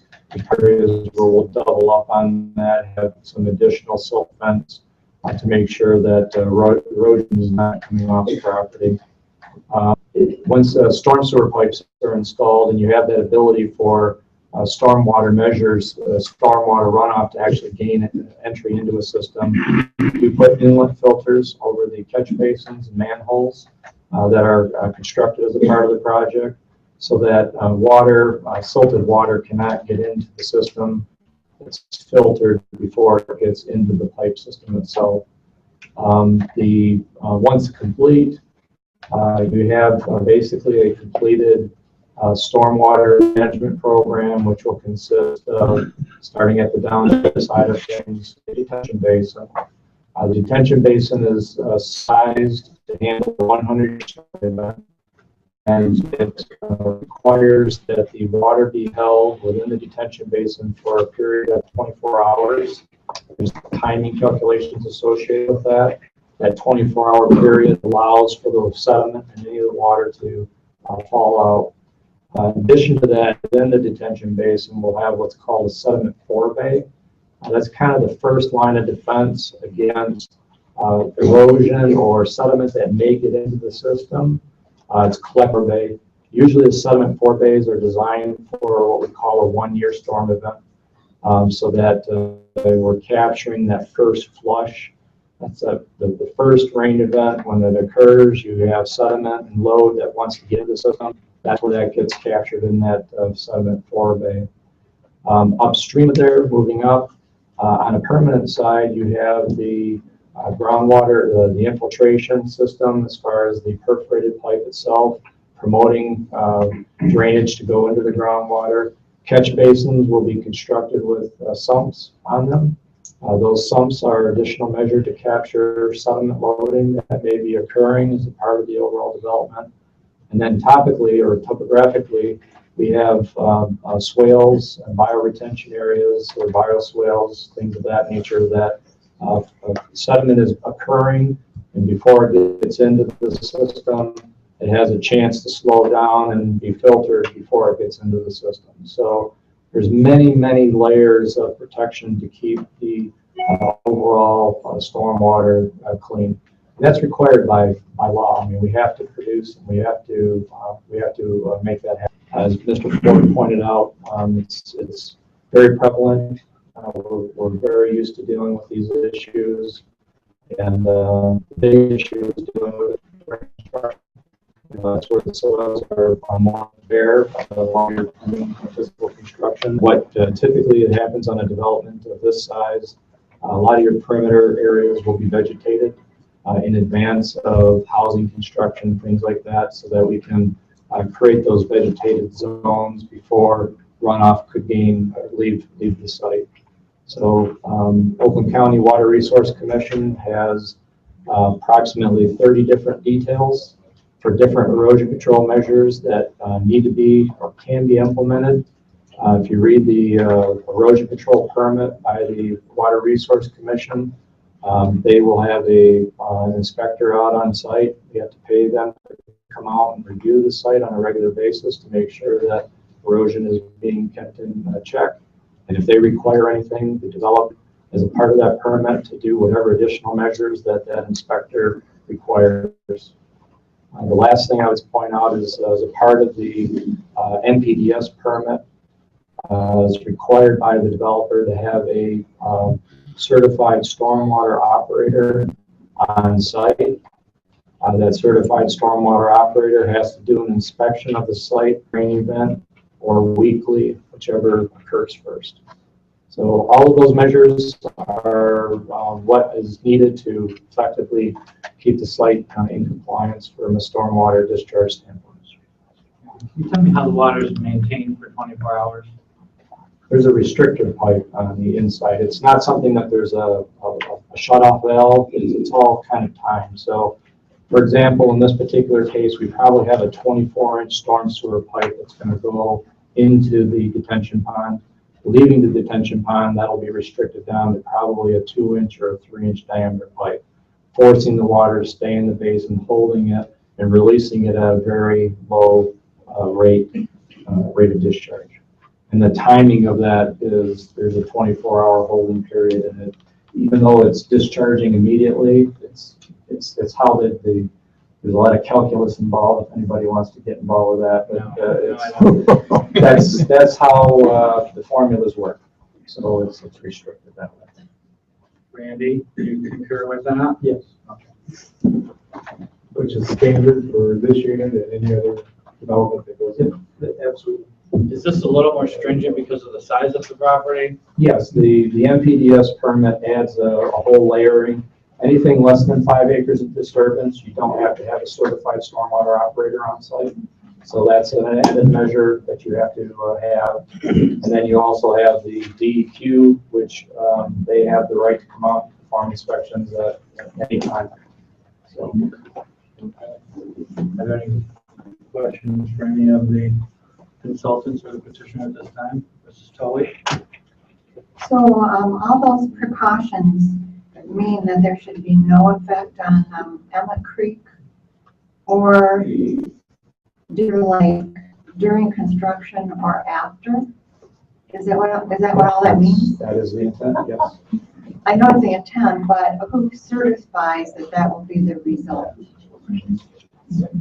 I mean, is it the Oakland County? It's everybody involved with it. You know, it's the drain office who is required to issue the permit. They will be performing inspections. It's the certified stormwater operator who is an independent third party hired by the developer to perform inspections of the site. So it's all of those people. Does that mean that occasionally there's something that doesn't occur? You know, sometimes you have to react to things, but that's not the intent of the plan. The plan is to have a plan that addresses all these issues before an occurrence occurs. Okay, at our last, one of our last meetings, we talked about there being a meeting Township and Oakland County Transportation on lining up Deer Lake and Big Lake. And I wondered if there's any feedback from that meeting. It's going to happen Tuesday. Well, there have been numerous meetings.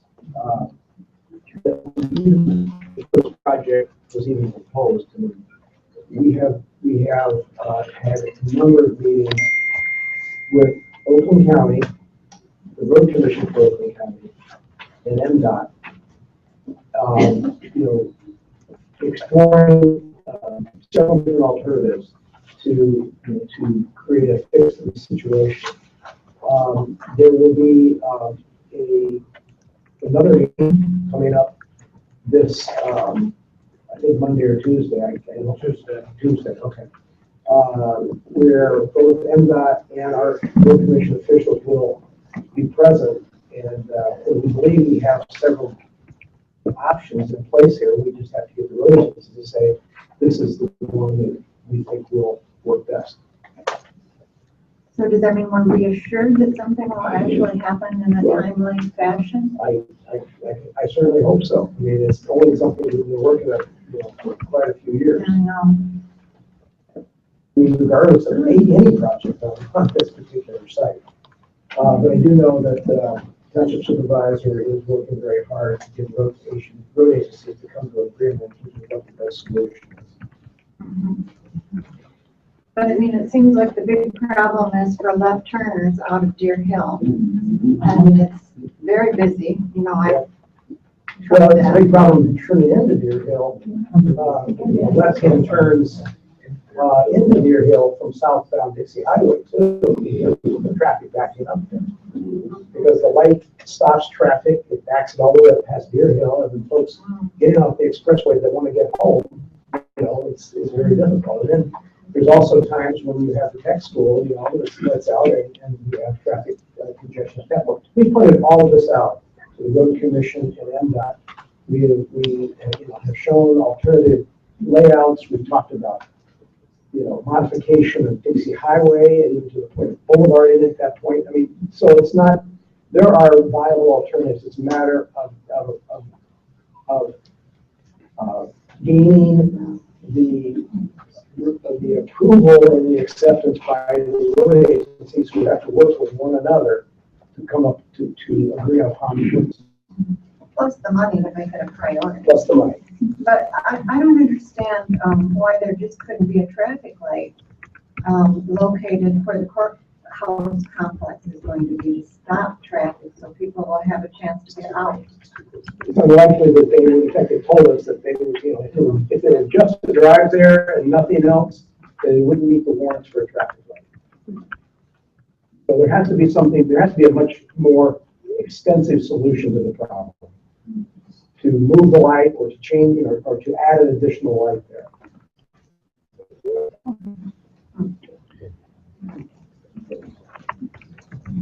Okay. I was told by the township supervisor this evening also that there are some residents in the neighborhood that are invited to that meeting Tuesday after the road commission and DOT meets with township officials, so that there is some representation from the residents there also that will be there. I have one question.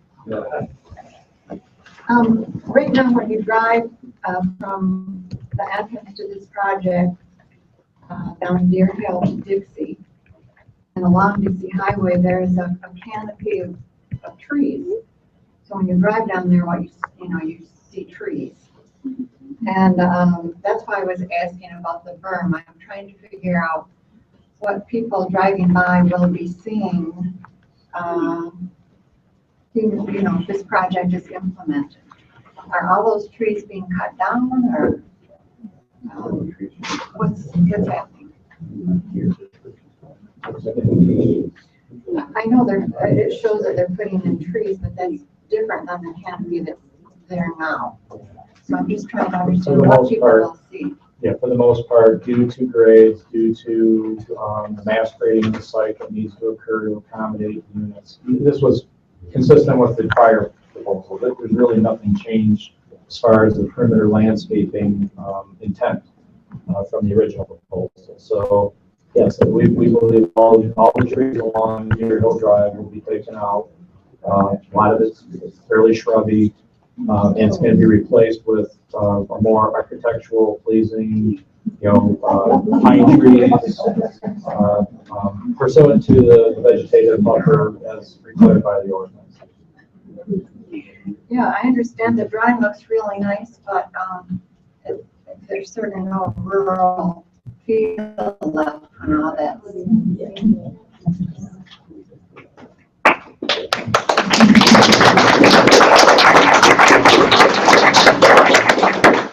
Let's keep that to a limit, please. All right, any more questions for you? Well, I guess I'm just saying, is there any alternative to remove a few units that would allow to be pushed back so that you could keep some of that covered? We were asked to install water main along that corridor. We were asked to install bike path along that corridor. So all of these elements, when you add them all together, that's creating the impact that's being proposed. So you're saying it would have to be disturbed anyway because of the sewer and bike path. Right. Okay, thank you. Any more questions for the consultants or petitioners? Just one consideration on the entrance to the development.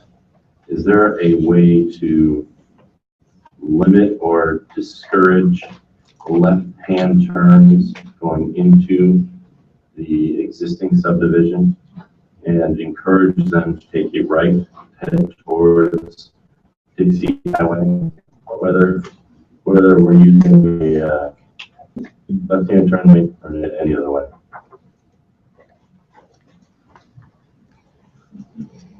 Could it be done? Probably. I'm not sure that that's the best solution here. I think with the type of development, what is being proposed here, and all of the improvements that we have going down to Deerhill, in our opinion, it just doesn't seem to be warranted.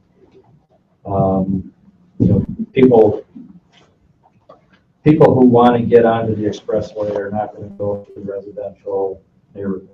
They're gonna come out to Dixie Highway as a matter of course. So I know that as a part of a previous proposal that we did, and this goes back, I think, to the Apostolic Church days, Mr. Carlisle, we did have some level of change there, but I don't think when we were looking at it as a compatible use that it really makes sense to force a resident that lives in the same community not to be able to use some, a dedicated public road. These are road commission jurisdiction roads. So.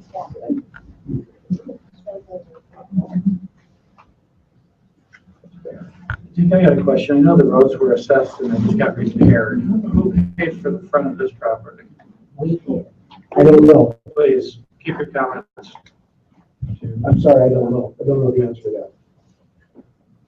So was it done by frontage? Was it done by, they just all split it evenly? I mean, how did they even do it? Did anybody, Again, I don't know how, whatever the typical formulas are, I don't know.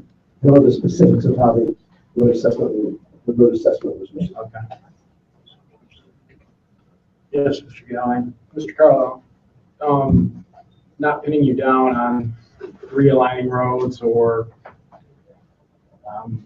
repositioning roads, in your experience, percentage-wise, sooner than later, with everything going on there, what would be your expectation that something would happen with that road?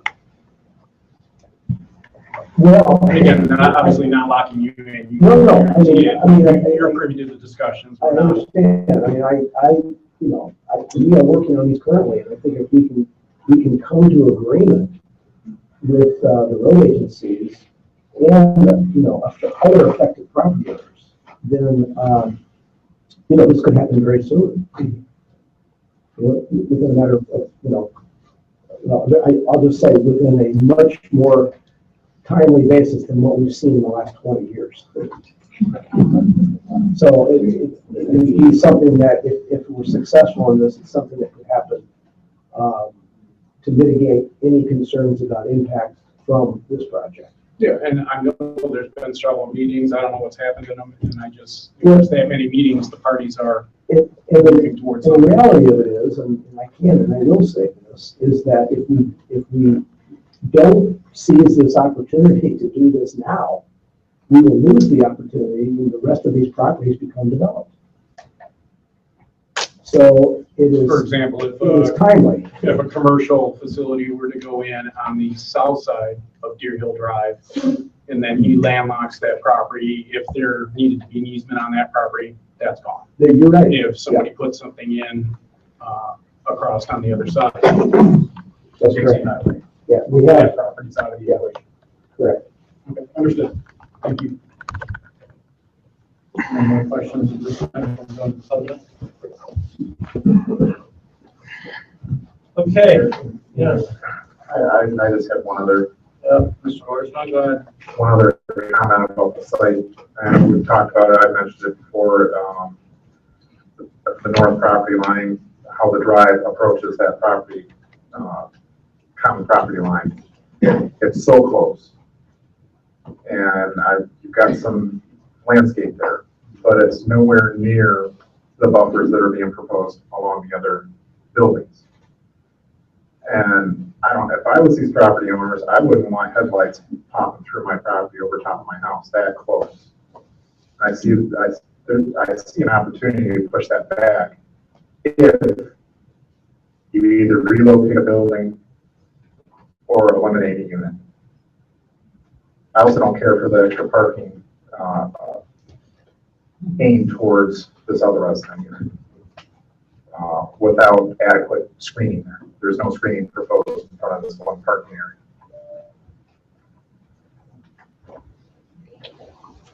Yep, sure. I realize there's an elevation difference, but What is that? There's a lot going on in that particular area of the property.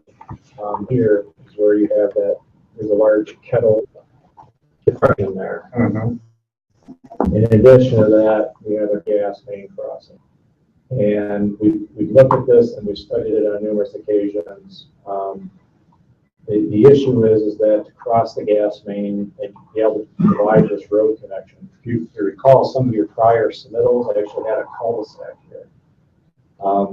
We're trying to connect this up through to provide that connectivity that the township is looking for. But we have to cross this gas main at a 90-degree angle. We can't cross it any other way. So that's in this geometry of this curve is really what's dictating the proximity to the property.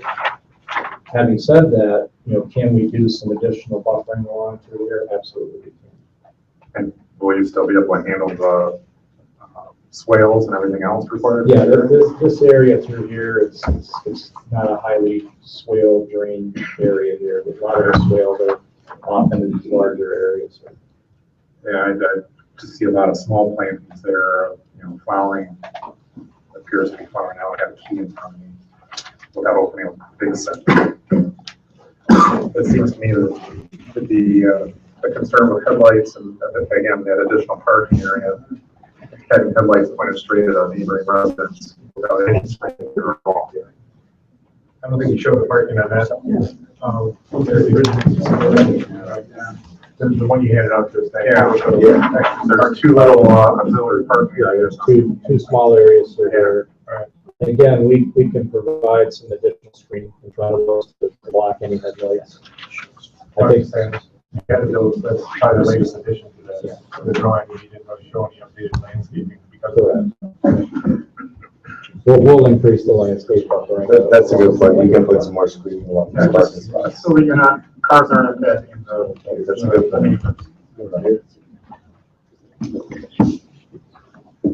Mr. Boydsman, have any other questions at this time?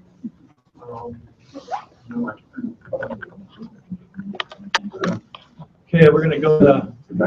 Just one quick follow-up. Sure. In the, Mr. Ford, in the previous plans, we had concerns about the tree plantings over the proposed water mains. That all been handled, taken care of on the. Oh, within the right of way? Yeah.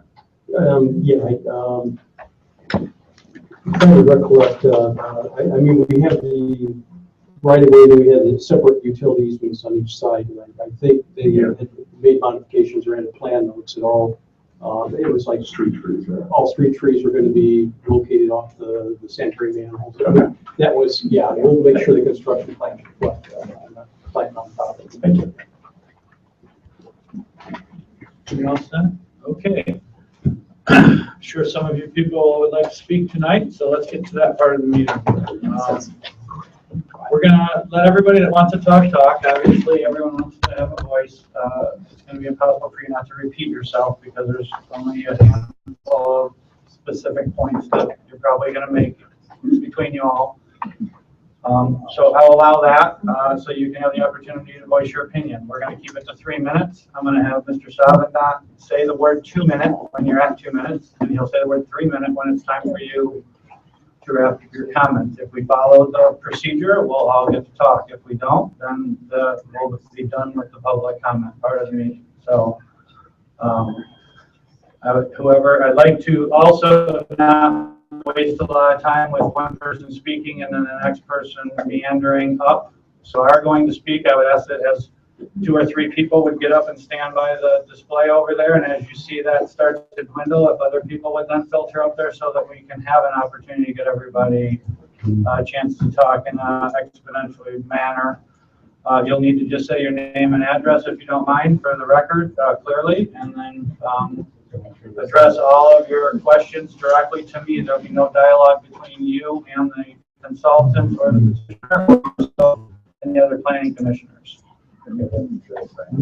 Yes, and please, if you are going to speak, I'd ask that you did sign in and let you have an accurate record of the meeting when our person does the minutes. So if everybody's ready to go, thank you for being prepared. We're gonna go ahead and open up for public comment.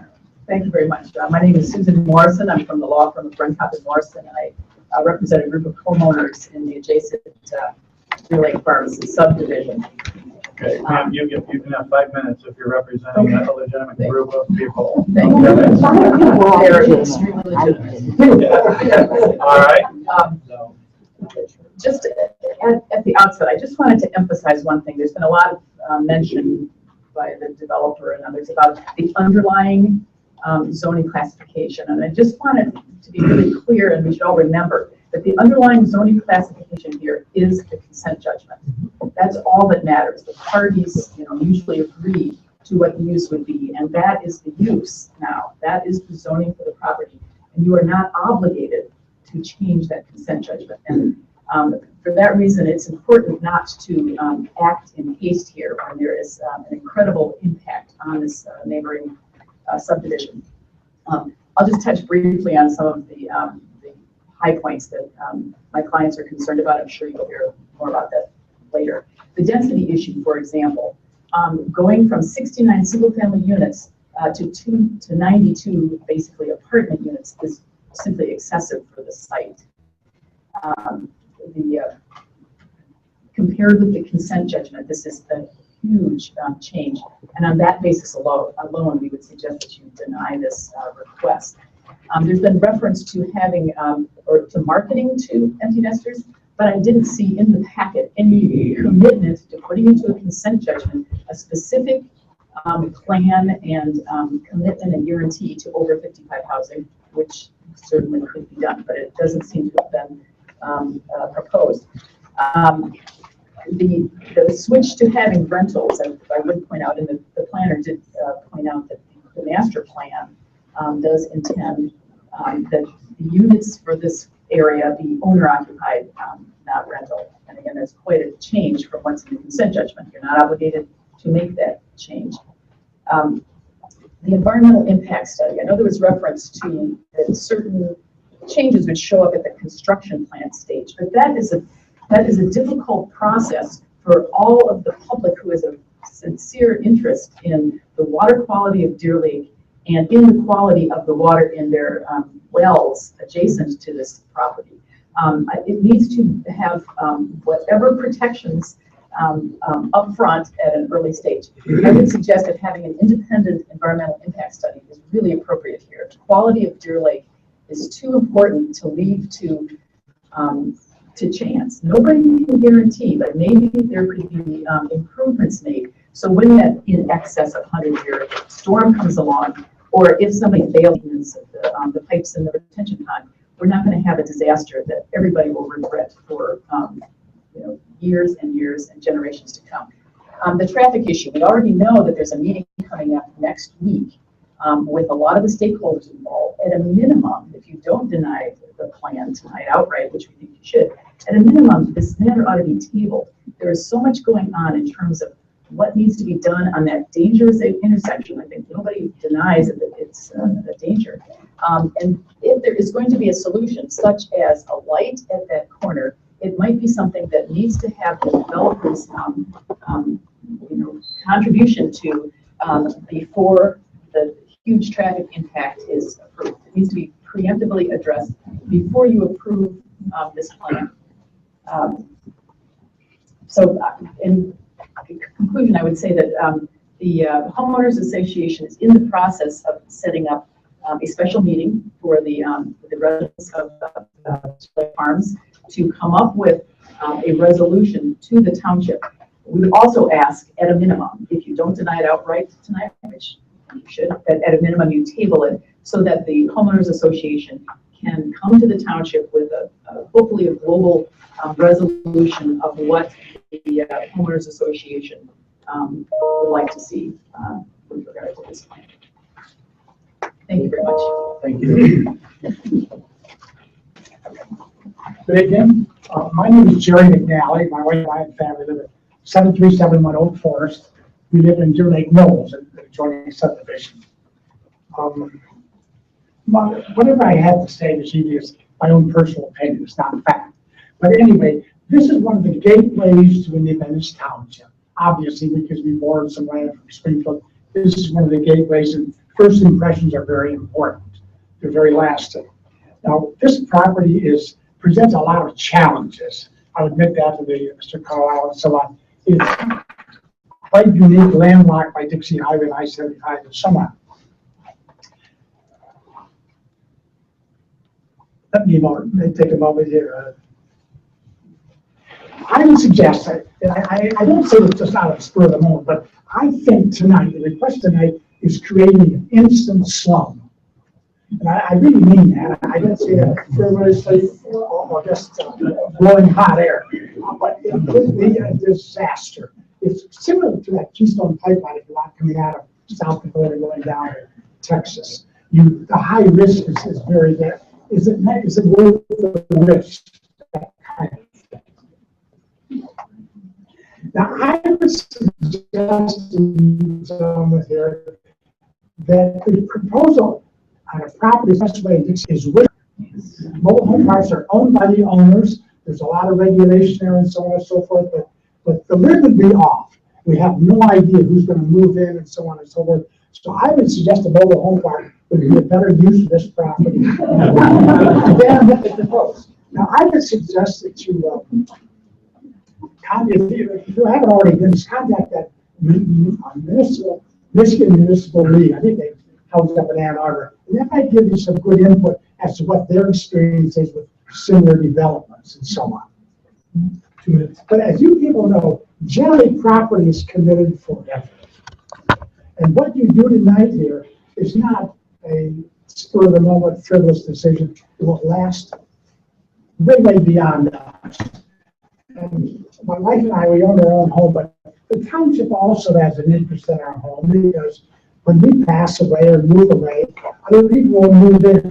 And it's in the township. They're co-owners with us. So they have interest much greater than people not, if you want. But anyways, I would be reluctant to move in this direction. It is a permanent commitment. But the property is very, all property is unique. All property is unique. But this is especially unique and challenging to you folks. I would be extremely reluctant.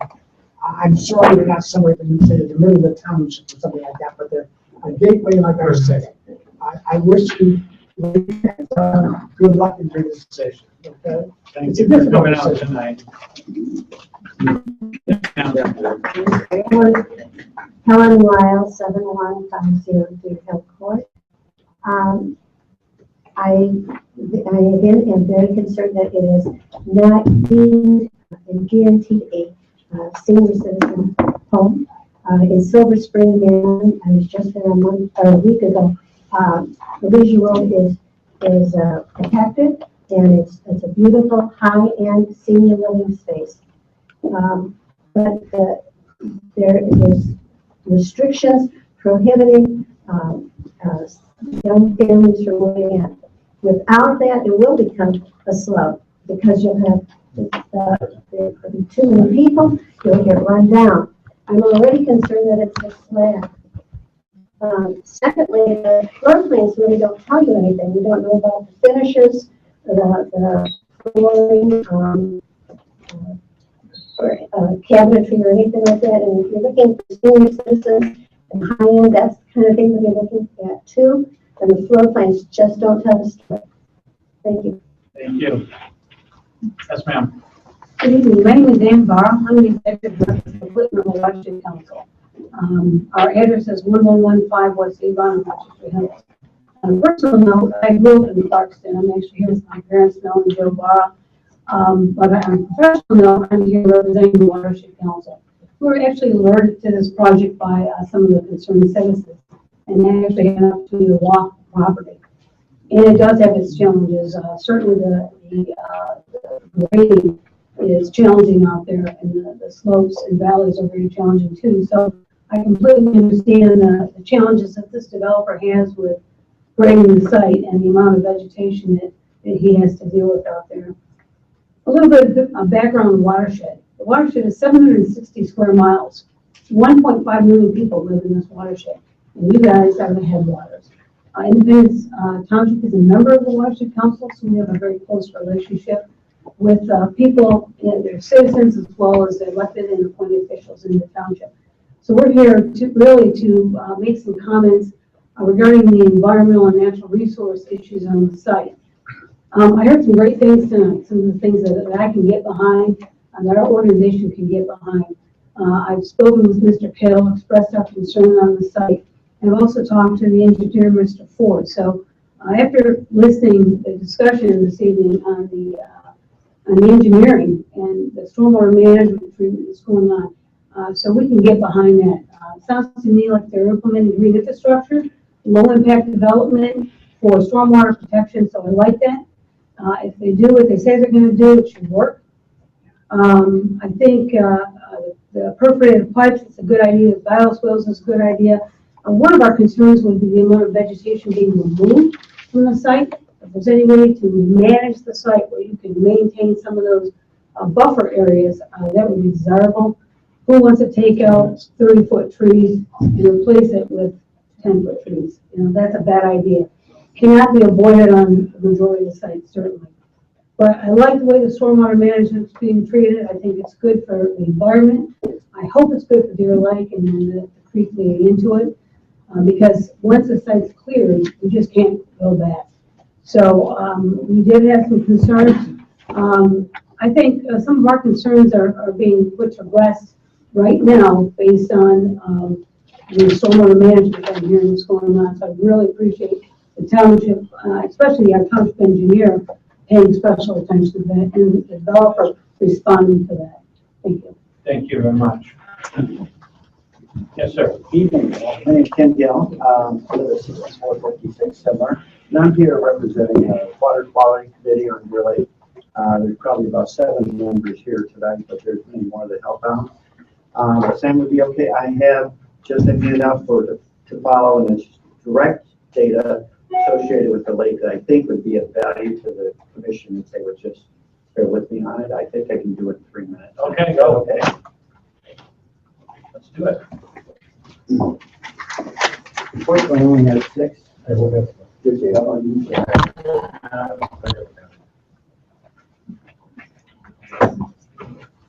I numbered them so I can make sure I don't screw up.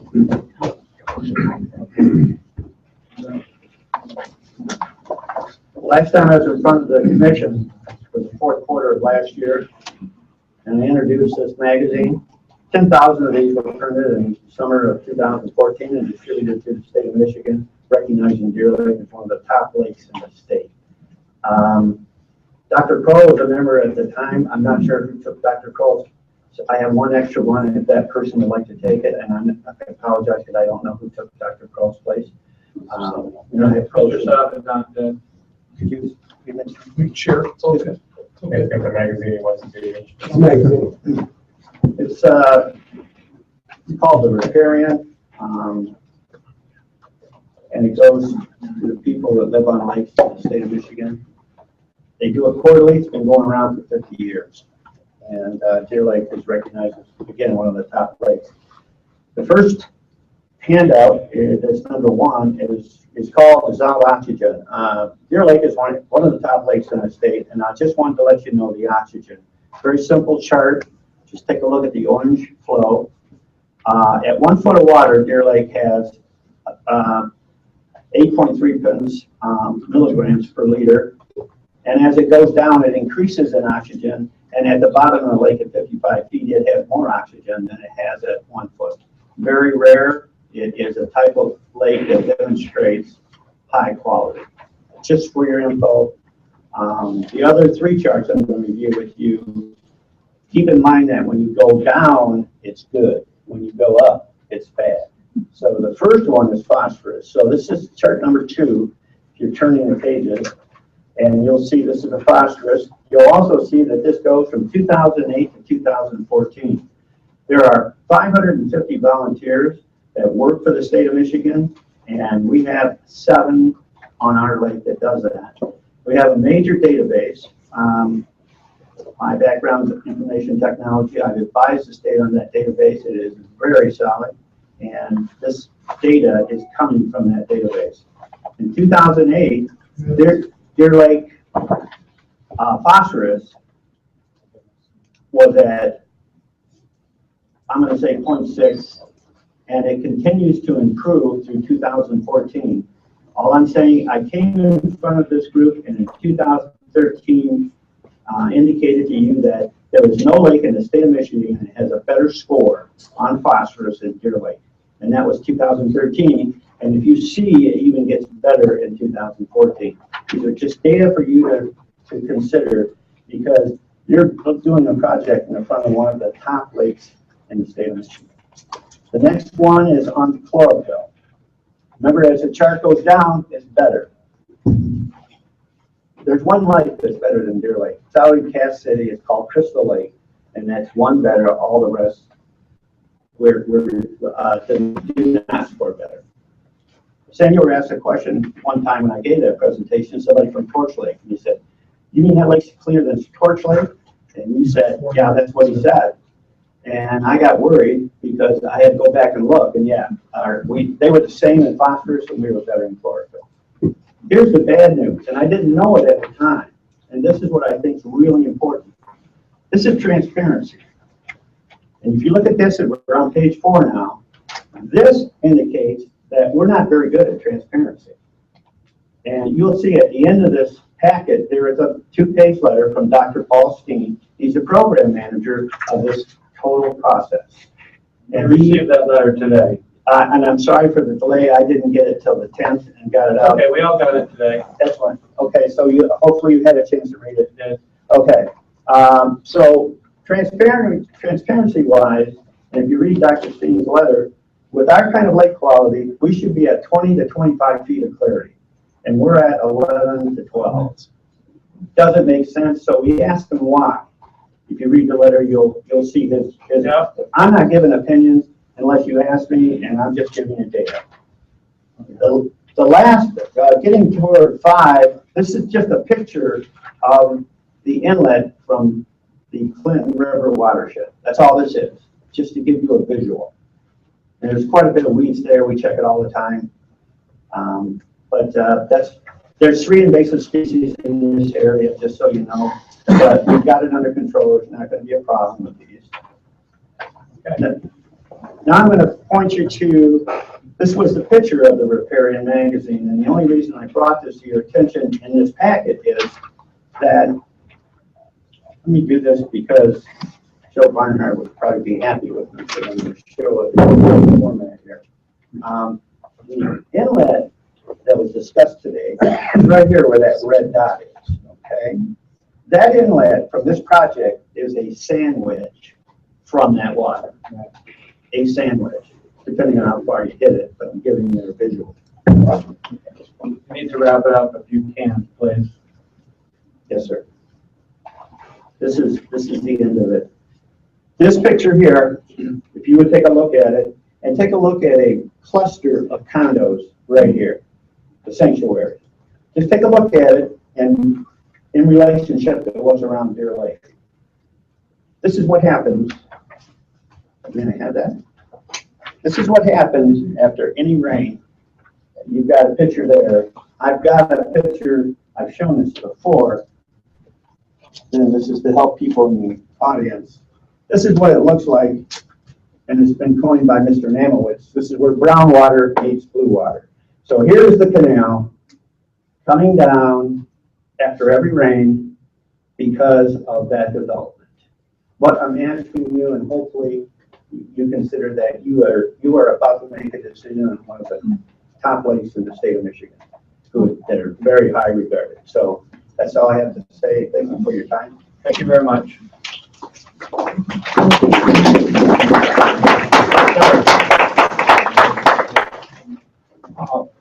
I didn't pass them out. Let's try to keep the clapping to a minimum. I was very, we were I assumed he was representing a larger group, so we were very lenient on the time frame on that, but individuals, if you can still please stick for 3 minutes, that would be great. Yes, sir. Greg Burns, 7130 Deerhill. A lot of points have been raised and will continue to be raised throughout the evening about the concerns we have about a potential clear cut of this area, the number of units, the layout, the capacity of the sewer system, the threat to pristine Deer Lake. Those are all valid points. Mine are going to be slightly different than those, but I hope you listen to those viewpoints. My greatest concern about this development is whether it fits the feel and look of the surrounding developments. And if this is what we want as a welcome sign to the visitors of our community. This is not a legal concern. This is a community concern. The zoning and designation of this property does not mean that it's right. This project borders Deer Lake Farms, which is an older, larger lot community.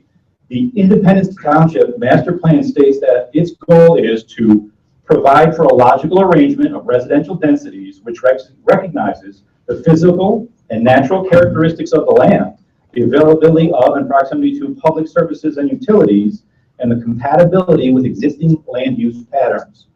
But this project seems to support none of this. It plans to clear cut most of the land, destroying the natural characteristics, and is not compatible with existing land use patterns if you look at the density of Deer Lake Farms, its neighboring community. Also consider that the master plan calls for the community to provide alternatives to residential land development patterns that will result in more efficient and better arranged land uses, increased open space, natural and rural resources, both with and between. And the design of this project does not affect preservation of any of the natural resources between the border development or that of I-75.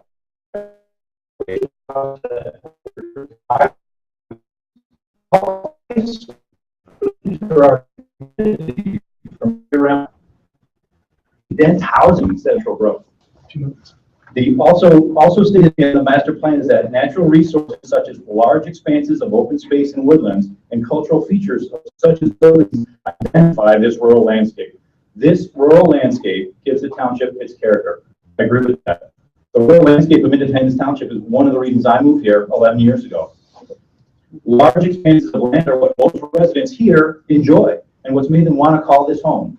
Destroying them will ruin the character of this community. Thank you. Thank you. Marlene Newman, 7133 Dark Lake Drive. I have one comment.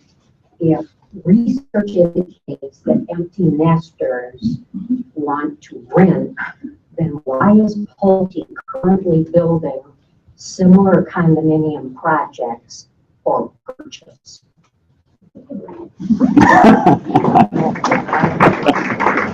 Okay, thank you. Yes, ma'am. We all know I don't like talking in front of people, but I'm checking Moriarty. I live at 7060 Scenic Ridge Drive. I'm asking the Planning Commission to not vote on the Deerhill Highlands 92 unit project for one reason. It's not approved by the Buckeye partners, Buckeye's pipeline. They must sign off and be assured of public safety. I decided to take it upon myself this past Tuesday to call Buckeye to see if they had an opportunity to review these new plans. I was fortunate enough to speak twice with Marty White, who is the senior specialist for right-of-way at Buckeye, who, by the way, is all business about his pipeline. I have copies of my phone usage to document if you'd like. In the first conversation, I asked him if he was aware of the new final plans that are up for vote for our city planners. He seemed to be a bit perplexed. Marty said Buckeye wrote the developer a letter dated April 8th of 2015 that 10 items had to be changed. However, this was referencing the earlier plan submitted for 69 units. He asked me if he could call me back as he wanted to touch base with his home office in Pennsylvania to make sure he was giving me accurate information. Marty called me back within 1 hour. To date, there has been no response to this letter dated April 8th from Buckeye and no new plans for 92 homes submitted to Buckeye. Marty said Buckeye would have to review it and basically start from square one. Towards the end of our combined 30-minute conversation, Marty wanted me to be clear on what's in that pipeline. I thought it was natural gas. To be clear, it's gas petroleum. He also explained to me that it's very heavy and a very busy pipeline. I can provide a very detailed 21-page document titled Right-of-Way Use Restrictions and Specifications. I have highlighted some of the restrictions that should concern all of us about this project, let alone why the developer hasn't responded to Buckeye when they are up for a final vote tonight. One would think all his I's would be dotted and T's crossed at this critical stage. The opening page states, all such activities and projects that are performed near Buckeye's pipeline facilities are subject to formal review by Buckeye prior to issuance of final approval. How do we know that this can even be built? Surely these plans are worth reviewing by Buckeye partners before our city planners place the community of Clarkston's safety at risk. To quote Buckeye, public safety is paramount. Wow, wow, wow, wow.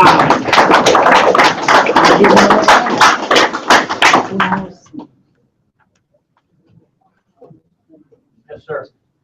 Planning Commission members, thank you. My name is Robert White, 7355 Deerhill Drive, Clarkston, Michigan. So I think you please just acknowledge with the yes. I submitted a testimonial as part of the agenda packet under my name. We have you, Very good. So I know you've read it. So I won't read the narrative, but what I'd like to just point out, and hopefully you recognize it, it's not what's in your packets and plans from the developer that concerns me tonight in terms of your vote. It's what's not there. There is no detailed traffic management solution. We keep kicking the can down the road on this thing. Now we're about to add, by the developer's own report, if the 92 unit, which I hope it isn't approved, goes in, another 2,000 vehicles a week. Now we were supposed to feel good about that because the report said it could have been 4,000 plus with the 69 starter family unit. But that's not the issue. We've got a problem situation today. Any amount of added traffic on Deerhill Drive and at that intersection is a problem. So with no detailed traffic management and safety plan included as an integral requirement of any proposed plan to be implemented, it has to be concurrent with the development of the said property. It has to be. No confirmation in the plans or commitment by the developer for whom, as a single owner, can be held accountable that his revised plan will be restricted to an empty nester over age 55 market. In perpetuity, by the way, not just to get approval through the Planning Commission. We're missing no copy of a master deed or bylaws for said development for the Planning Commission or us residents of the community to review to ensure that this lease-only rental development will not become an apartment complex into perpetuity. No review or confirmation from Buckeye Pipeline, as you just mentioned, that these plans meet their requirements. No confirmation that a deeper environmental study has been completed by a certified agency to determine the potential risk of negative impact extending beyond the development site, Deer Lake, extending even further downstream to lakes and rivers that make up the Clinton River Watershed.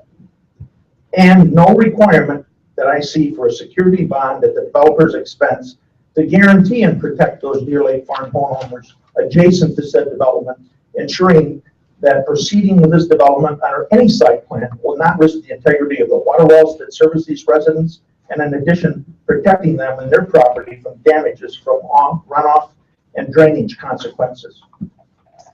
So, and again, another no, I see no reason, even in the plans presented, to increase the density of this development site from 69 units, which is the current consent judgment, to 92. So if the piece that the planning commission elects to vote on, or even more critical, votes to approve the revised plans as submitted by the developer tonight, for me, it would send a message to the entire Independence Township community that the planning commission and the township are not listening to our concerns, nor do you have the best interests of our concerns in mind. Thank you. Thank you. Yes, sir. Gary Bathwick, 7907 Deerhill Drive. And I just wanted to expand on one point that's come up already. It has to do with the leasing situation in the current submission.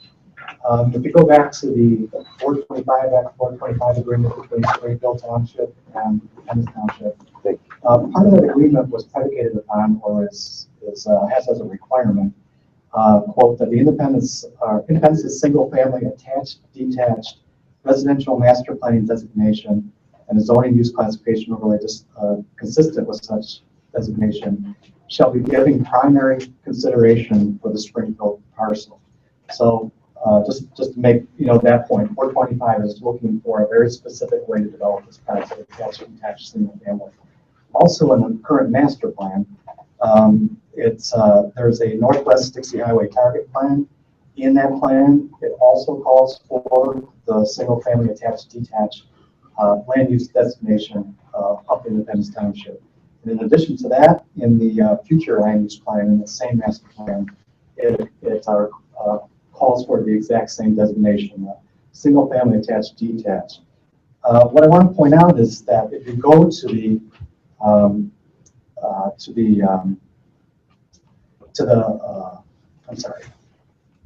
if you go to the definition of what the attached detached is, it requires that it be occupied dwellings. So it basically says that on page 39 of the current plan, that the single residential designation calls for single family owner occupied residential development. So if you do, as your consultant said, master plan is not the law, but it is something that this body or bodies before you have spent a lot of time working on. You had public involvement. There's a reason that you put these things in 3 different places in the master plan, and just for the sake of public trust, we do expect and hope that you follow the master plan. You not need to legally, but it should be the right thing to do. Thank you. Yes, ma'am. Elizabeth Regal, 7880 Deerhill, lot 67. I don't want to rehash a lot of the issues that we've already talked about. Since we bordered this property, I want to talk about what concerns us for that. We've owned our home since 1997, and we always knew that the land behind our home would be developed. We have had confidence that our planning board will approve a plan that will not affect the value of our home and the country-like lifestyle that we currently enjoy living in Clarkston. First, I wanted to state 4 items which are on page 31 of the 2030 master plan, which this development is not in agreement with. First, recognize the importance of older existing neighborhoods and take positive action to ensure their viability through investments in neighborhood conservation, infrastructure, and code enforcement. Maintain a low-density residential development pattern in the northwest and eastern portions of the township. Provide alternatives to residential. Second is provide alternatives to residential and land development patterns that will result in more efficient and better arranged land uses. Increase open space and preservation of natural and rural resources, both with and between contiguous developments. Third, the residential environmental of the township is preserved, protected, and maintained. Fourth, preservation of open space and natural features is encouraged when coordinated between adjacent developments. There are 8 units bordering our property on this plan. 1 duplex, 2 triplexes. That's approximately 10% of this planned development. These units will be a wall on the back of our property. with little open space between the three buildings. These units are closer to our property than any other house on Deer Lake Farms, 80 feet to our property line. We are concerned with the disparity between the two properties. Intense density at Deerhill Highlands versus our 2-acre lot. I am alarmed at having so many rental units bordering our property line. Will affect our property value. Rental units have a mobile lifestyle different from the homeowner who plans to live in their home and community for many years to come. We are being told that this community will be aimed for the 55 and older crowd. I do not see this generation in Michigan renting housing. At this point in their lives, they are well established and can buy housing. I am worried that all the impact studies, traffic, school, and sewer, which have been made with two people in a unit. In actuality, there could be families in these homes. I grew up in a house in Chicago, smaller than these units, with 7 people in the house. If this happens, we will again have more issues and lower house values. I understand that this land will be built, but I'm asking you to preserve and oversee that development will be an asset to our community, and that it will be the right use for this land. Please reduce the density and do not allow rentals.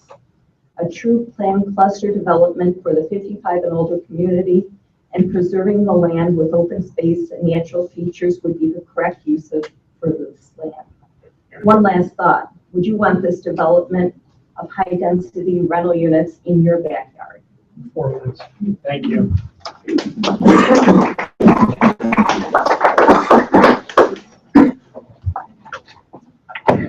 Freshman 7199 Deer Lake Court. I just wanted to go on, and I think you all read my letter that I sent in too. But you know, when this consent judgment came down, it was in a hurry. And I think when we look back, I think the facts should have been on the table before we did the consent. And I think that was a rush. I don't think there was a need for it. But the thing, what I'd like to talk about is my personal gut and the feeling of a lot of folks that they're not saying. So I'm going to say it. You know, it seems like we're helping a guy develop something instead of making sure he follows our rules and our ordinances and what needs to be done for this township.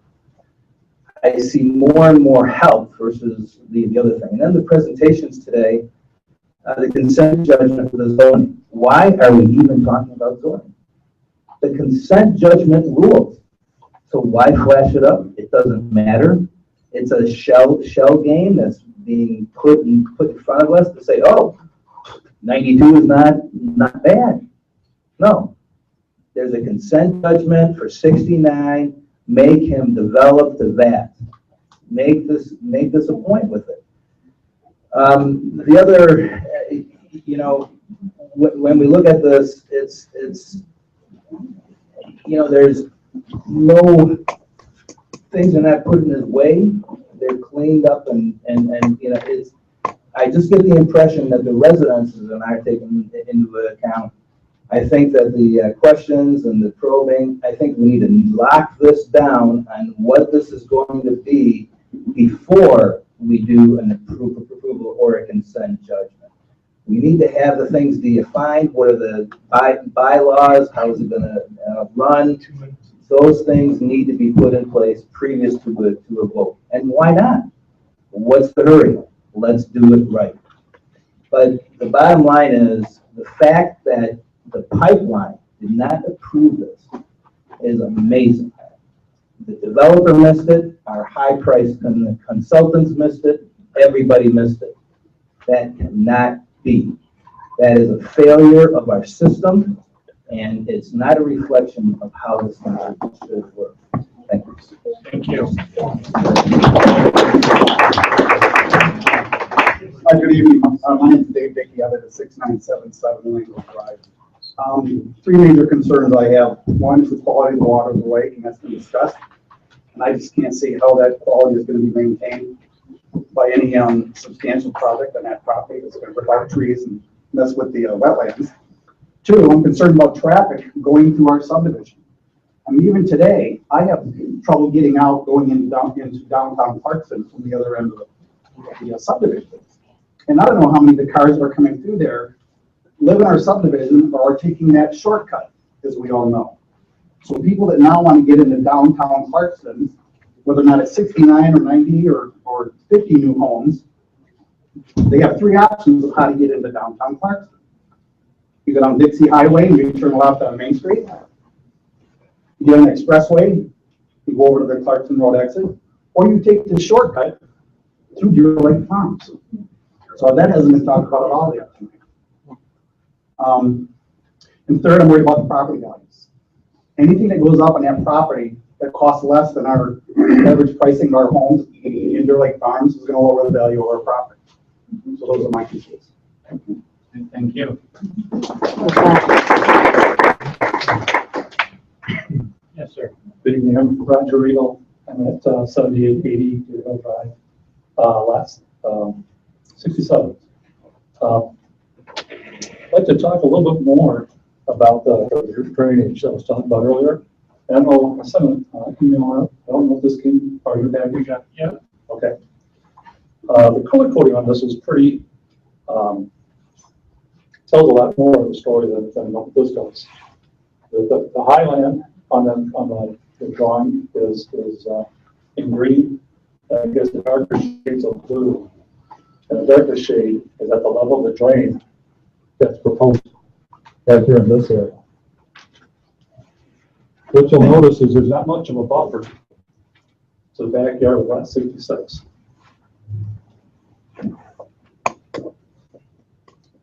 There's about 1 foot of a berm there to keep the water on the Deerhill Lake Highland side. What you're going to see is there's a gully here.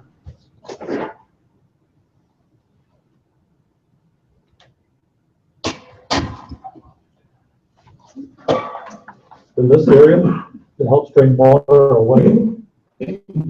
This gully is in between two of the condos, two of the duplexes. Let's fill dirt, help them push the runoff to our side of the development.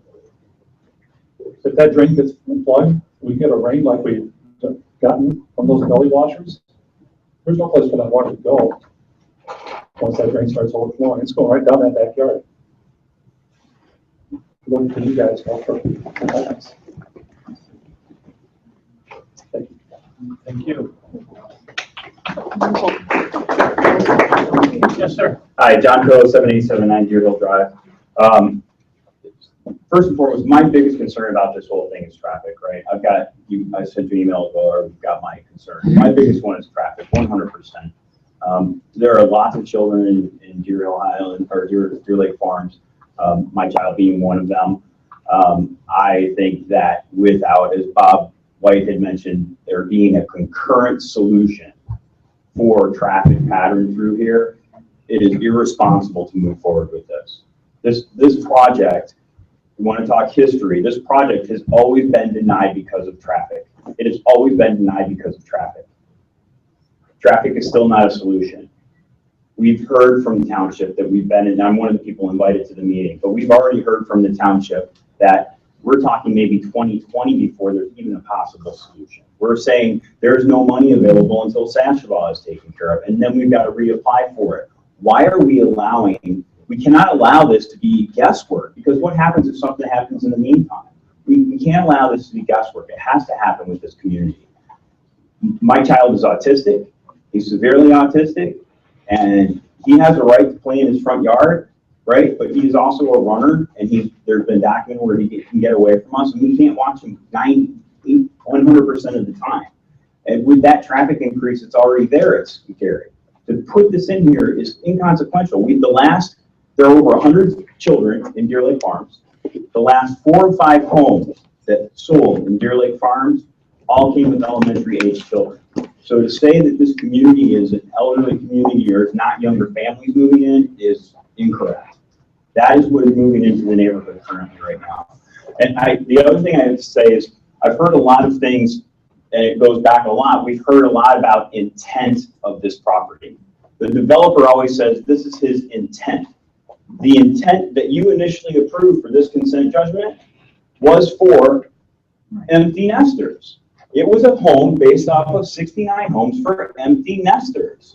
You as a planning commission said, hey, if we would have known that you were planning to do single family homes here, we would have held you to different standards. That would have caused us to look at this differently, which is then what you actually said to him you would do. If this is going to be single families, you need to put in open space.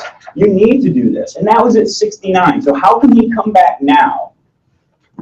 And now the intent is once again to be empty nesters, and it's 92. That doesn't make any sense to me.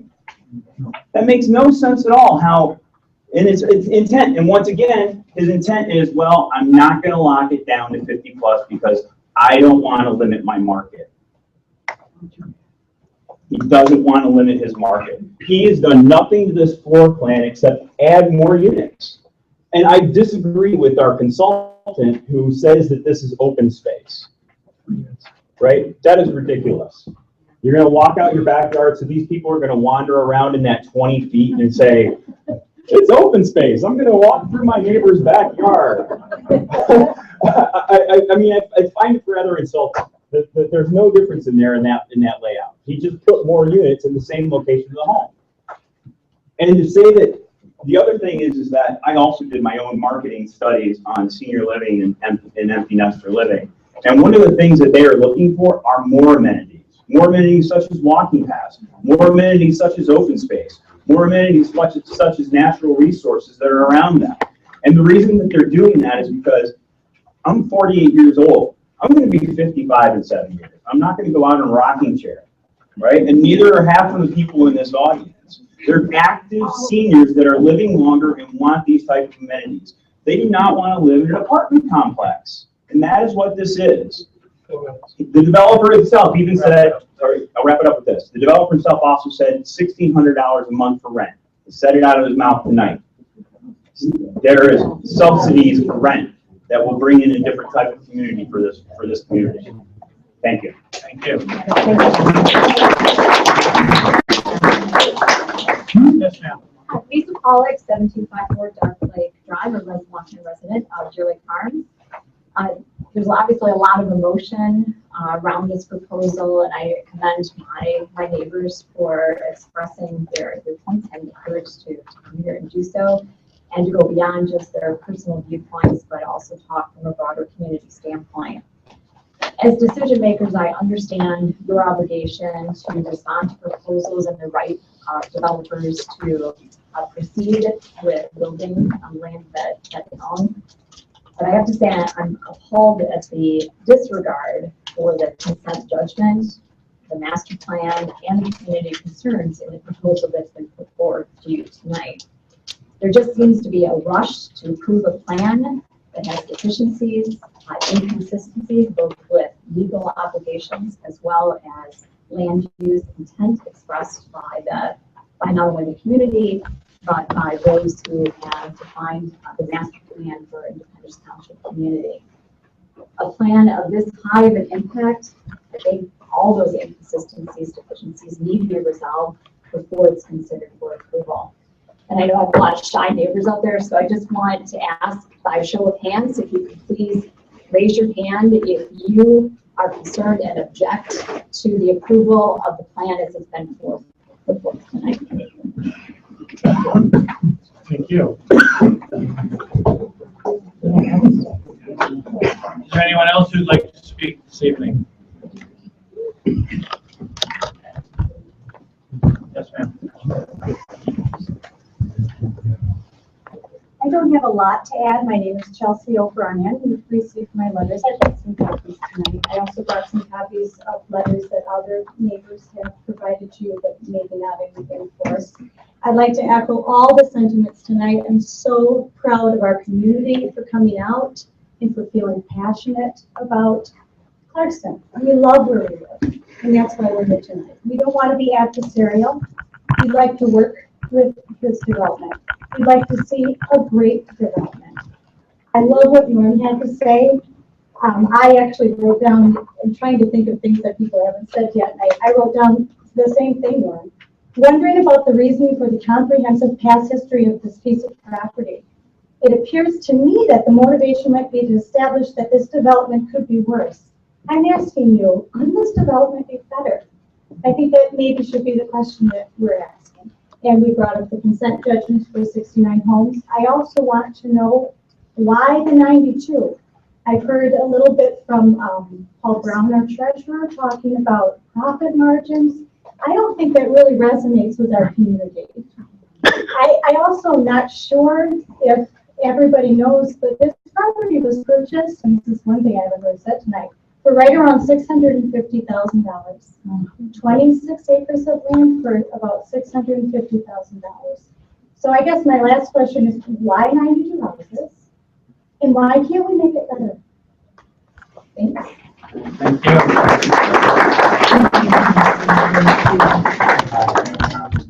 You've got property to. Yes. Well, maybe some people might. There are some records there. We have read. Just take it.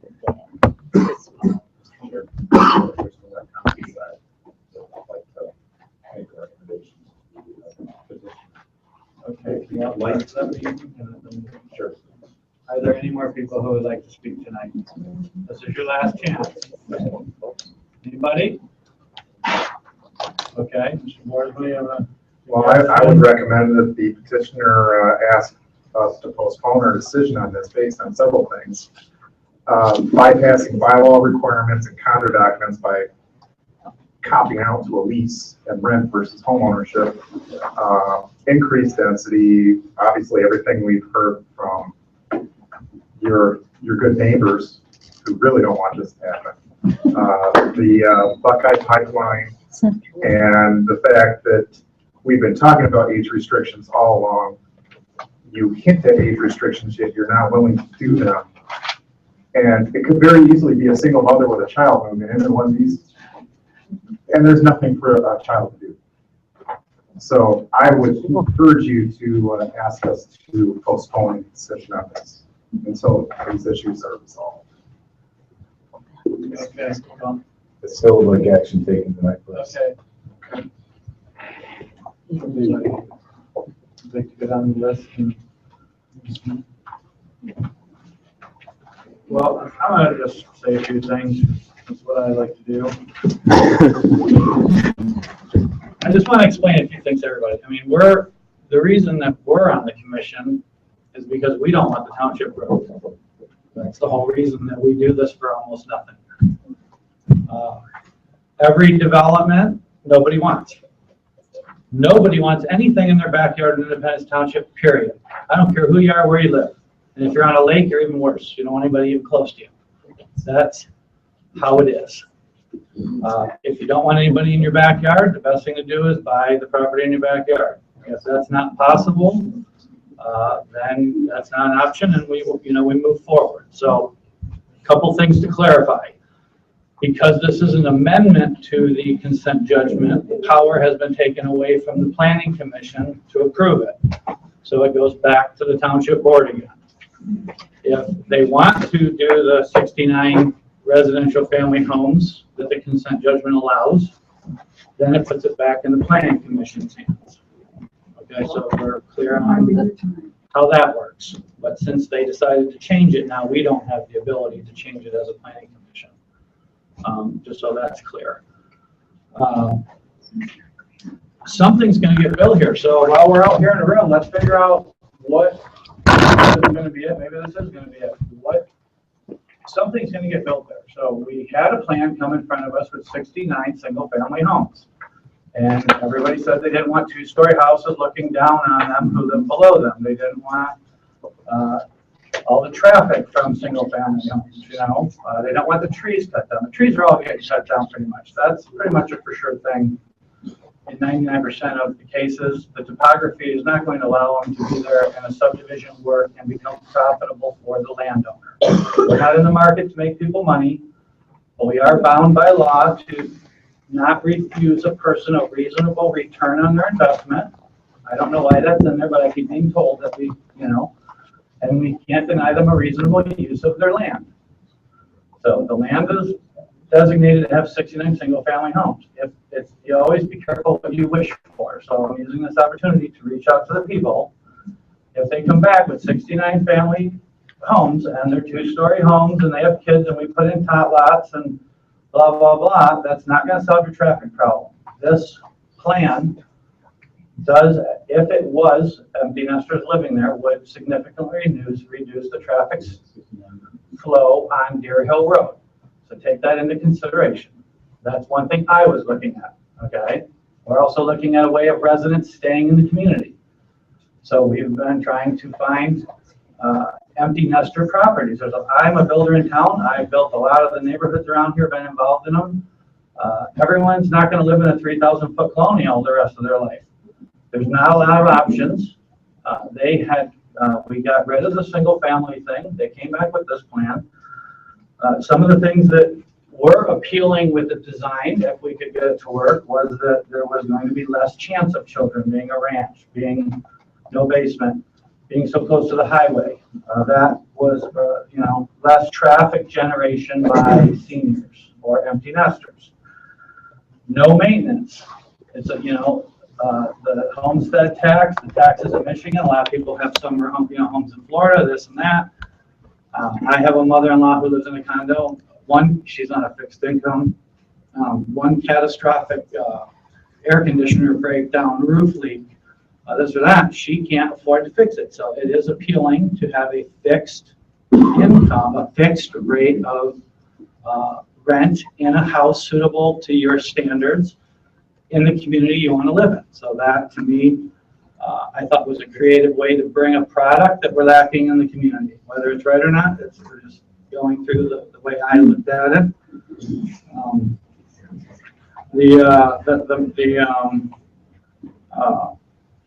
There's going to be, less occupants in these, obviously, than a single family, less trips, less kids speeding down through Deer Lake Road than you would have if it was a empty nester community.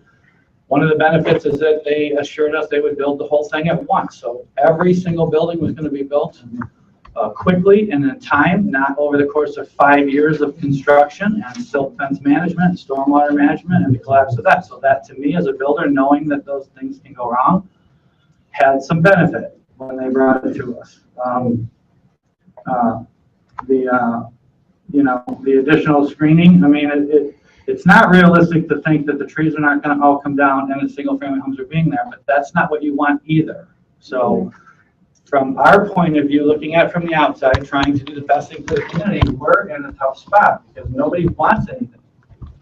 But something is going to get approved to go there, and we're trying to find the best possible deal. So that's what our job is. So those are the facts that they presented to us that were different from the one we didn't want.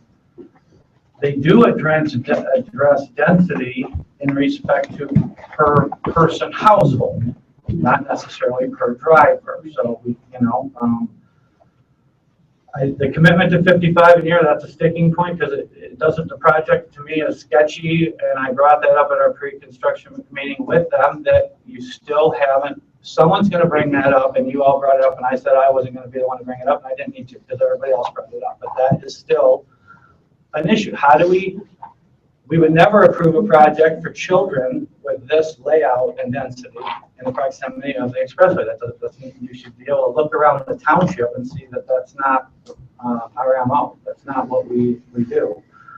The environmental impact study, we have to, as a planning commission, have to look at the fact that the county is overseeing it, our engineers are overseeing it, the stormwater management people, the Headwaters Land Conservancy, the lake people.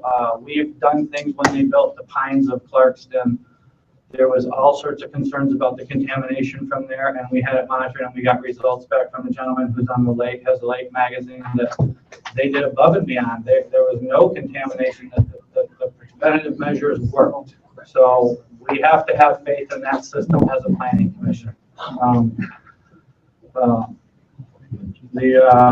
As far as traffic goes, we don't make a builder, the builder and developer cannot make traffic improvements with traffic lights and whatnot. That's not their duty, and we can't mandate it as part of the approval of the project, although we would like to. But when they align that road someday, we're going to be talking about all of Oakland Tech Center's kids cutting through town, because now it's easier to just shoot right through there. Now we're going to have a direct flow of traffic down your street when that comes. So it did seem like at least we were getting a right turn lane, we were getting a center, we were getting some road improvement. So there was some sort of traffic improvements with a development actually going in here, if in the future we can't get the main ones.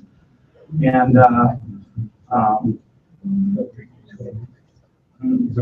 Developers upgrade the utilities. and he's bringing the utilities and the pumps, but we wouldn't need it if there wasn't a development. But those are kind of my notes for me of how I was looking at the project. So we're not just like, I don't care about tax money for the township and how, I don't even know about that. I don't even care about that. That's irrelevant to me. But we are looking for needs for the community. We are looking for ways of keeping residents to have a place they can stay and have an option of staying. And that was what, that was one of the things that made this project have some sort of attractiveness to it, that would help us with that if we could get all the details to be worked out. So I just wanted to bring that up with everybody, because I'm kind of, it's hard in this forum, but it's kind of a quandary. It's kind of like, what, you can't just say we don't want it. What do we, this is a little unorthodox, but I'm going to let a couple people speak, but I just wanted to, we're here to try to help everybody. Do you mind if I just take 2 minutes and I'll address that? You're one of the. Or even John, our attorney, after you. Yeah. Well, what I would like to say is that, we heard often that there was no public outcry to this when it first happened, and that was because we were under the same belief that you were, that this intent for the initial 69 homes was empty nester, which is what you're saying. We need empty nester at present. Absolutely, I 100% agree with that. However, that's not what Mr. Fenari then came back to the plan, and now he's trying to do that. But what we've done, it got denied, but that's why the public outcry came. But part of what we did is we didn't just go, Mr. Fenari, we don't want this, we don't want anything back there. Everybody realizes that something needs to be developed here. We met with the township. We met with some people on the planning commission. We met with Mr. Kittle on numerous occasions. We actually had our own architect go through, take the regulations that were listed as baseline for this property, draw up what I believe Mr. Sabanat had asked for that the developer didn't do, which is what's your maximum intensity that you could do here based off of that. And then from there, we went ahead and built out a plan. We showed that plan to the township. They said they were going to share it with the developer. The developer has been asked for the last year by our community to meet with us. He's been invited to our homeowners associations. He's been invited to those meetings, and he has refused to come. So we have tried to work with him as a community to come up with a solution for this property. And he does not want to talk to us, and all he does is keep presenting plans with intent. So. Thank you.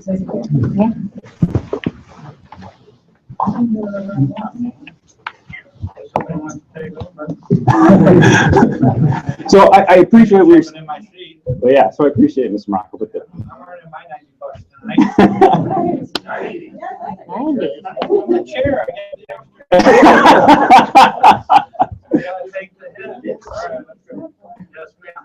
Just as I mentioned earlier when I gave my presentation, there is in the works right now a special meeting getting set up for the homeowners association to discuss this very issue of trying to get a resolution and have a forum for the residents to come up with a resolution of what it is that they would want for this project. So at this point, it's a little premature to try to anticipate what's going to come out of that meeting, but that's a really good reason for tabling this matter until there is a chance for the homeowners association to meet and to come back to the township with their I'm just not sure how that works, when the homeowners are involved with the developer's plan. I mean, this is here to get the input, I get it, but I mean, they're not gonna design the project for the developer normally.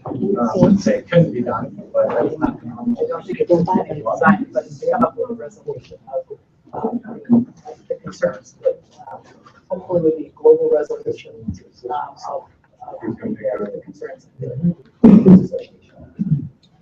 So I would suggest that when that meeting is going to be held, we're still trying to get the exact date for it, and notice has to go out, but the intent is to have that meeting before September 7th. So. Okay. Could someone address the Buckeye pipeline? I mean, yeah. It's Well, I mean, we're out there. It's obviously something that would have to be addressed before something happens. Now, I don't know where you're at with it. The Buckeye gas pipeline is a permit that is required as a part of the construction drawings. Okay, we submitted the original site plan, which identified very similar, if not almost identical, layout of utilities and roads and crossings of utilities and everything else. Nothing has changed since that original submittal. So what we got back from Buckeye Gas Main, as it was stated, was a letter that had whatever the number of items were, 10 items. We reviewed that and we found that there was no deal breakers in there. There was all issues that needed to be addressed as a part of the construction drawings. So our intent is to prepare the construction drawings, resubmit to Buckeye, secure the permit. Not any different than obtaining soil erosion permits, road commission permits, or any other permits associated with the project. We're not going to build this project without Buckeye's approval, period. Right. I get that. It would make sense to go through all the steps until you got approval to that point, at least. And this is a, well, wouldn't the board want to see what they're going to build and what the Buckeye would approve before they approve something? no, that's down the road. Right. Well, anything that gets built on that property is going to have the same issues with the Buckeye pipeline. That's not a focal point of the development. I know, but you can make the call and say, we're not going to build it unless Buckeye approves it. We're not Well, going to I don't need to say that. That's a fact. But I don't understand if they sent the letter April 8th and today's August 13th. What's taking so long for them to get back? Because they don't need to address those concerns unless the project's moving forward. It would be a waste of time and money for them to address those concerns if they've already reviewed the concerns and see that there aren't any concerns that they don't feel they can meet. No, they have not submitted a plan for 96 units to Buckeye. Not at that step yet. Right, but it could be 400 units. If the Buckeye is only going to control the proximity to the pipe, that doesn't change by density. So it doesn't matter how many units they build. If you're going to build by the pipeline within a certain proximity, you need to follow these guidelines. They're aware of the guidelines, they've reviewed them, and they don't feel that if the project moved forward, there would be any issues that they couldn't address. So it's on the back burner until this plan is approved. They wouldn't go through those steps with Buckeye to approve a 92 lot subdivision if we just said, no, now you're doing 69, and then next week it's 52, or, they know how close they're going to be to the pipeline. They just need to get the project further along to see if it's even a viable plan. That's the way I understood it from Mark. That's Okay. not the way I understood it. He made it sound like you would have to address those concerns with Buckeye before they gave final approval. Right. So they gave him the first plan in April, right? And he still hasn't gotten back to them for that, and now we've got this. So I don't understand how it couldn't be along the 63 units. I mean, he added more. Right, but he's not any closer to the pipe than he was with the 69 units. The steps don't go in that order. This isn't the final approval. He would have to go through the township board, he has to go through the building department. The engineers have to sign off on all of that. It goes way down the road before anything happens. I'm just going to say, Mr. Ford, are you satisfied with Mr. Ford's explanation regarding the pipeline insofar as that any issues related to the pipeline will have to be addressed in the construction drawings prior to administrative final site plan approval on the site plan. Yes, that's correct. Well, in addition to the width of the Buckeye easement, and there's grading restrictions. That's one of the issues that Mr. Huda mentioned was a slow line area that dictated the road alignment. That's because of the Buckeye pipeline goes right through there, and that's a restriction on how much fill can be placed and everything. So these are things that they have to. Those are the cards they're dealt with, and if the density doesn't drive that, those issues are going to be there. And obviously, when we get through the construction plan process, if they've got to satisfy Buckeye, or they don't have a viable project. Period. Thank you.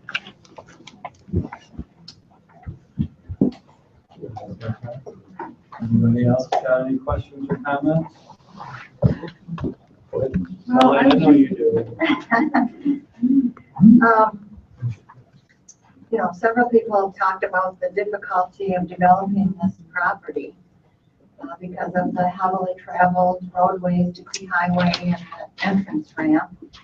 Right across Dixie Highway is commercial. I mean, there's a car dealership and a cooling business and other kinds of businesses there, and the courthouse complex will likely be built just down the street on Dixie Highway.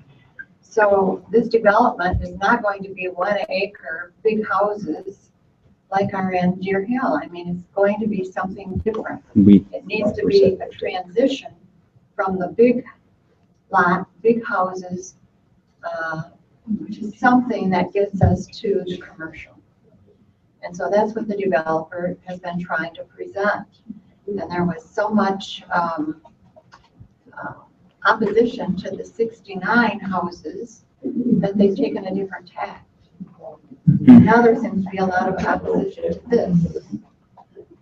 So, and in terms of stopping it because of the traffic, I mean, we can't tell people not to build in Deerhill because of the traffic. There's a new house just being built on Deerhill. There's at least one lot in there for sale, maybe more. So we can't stop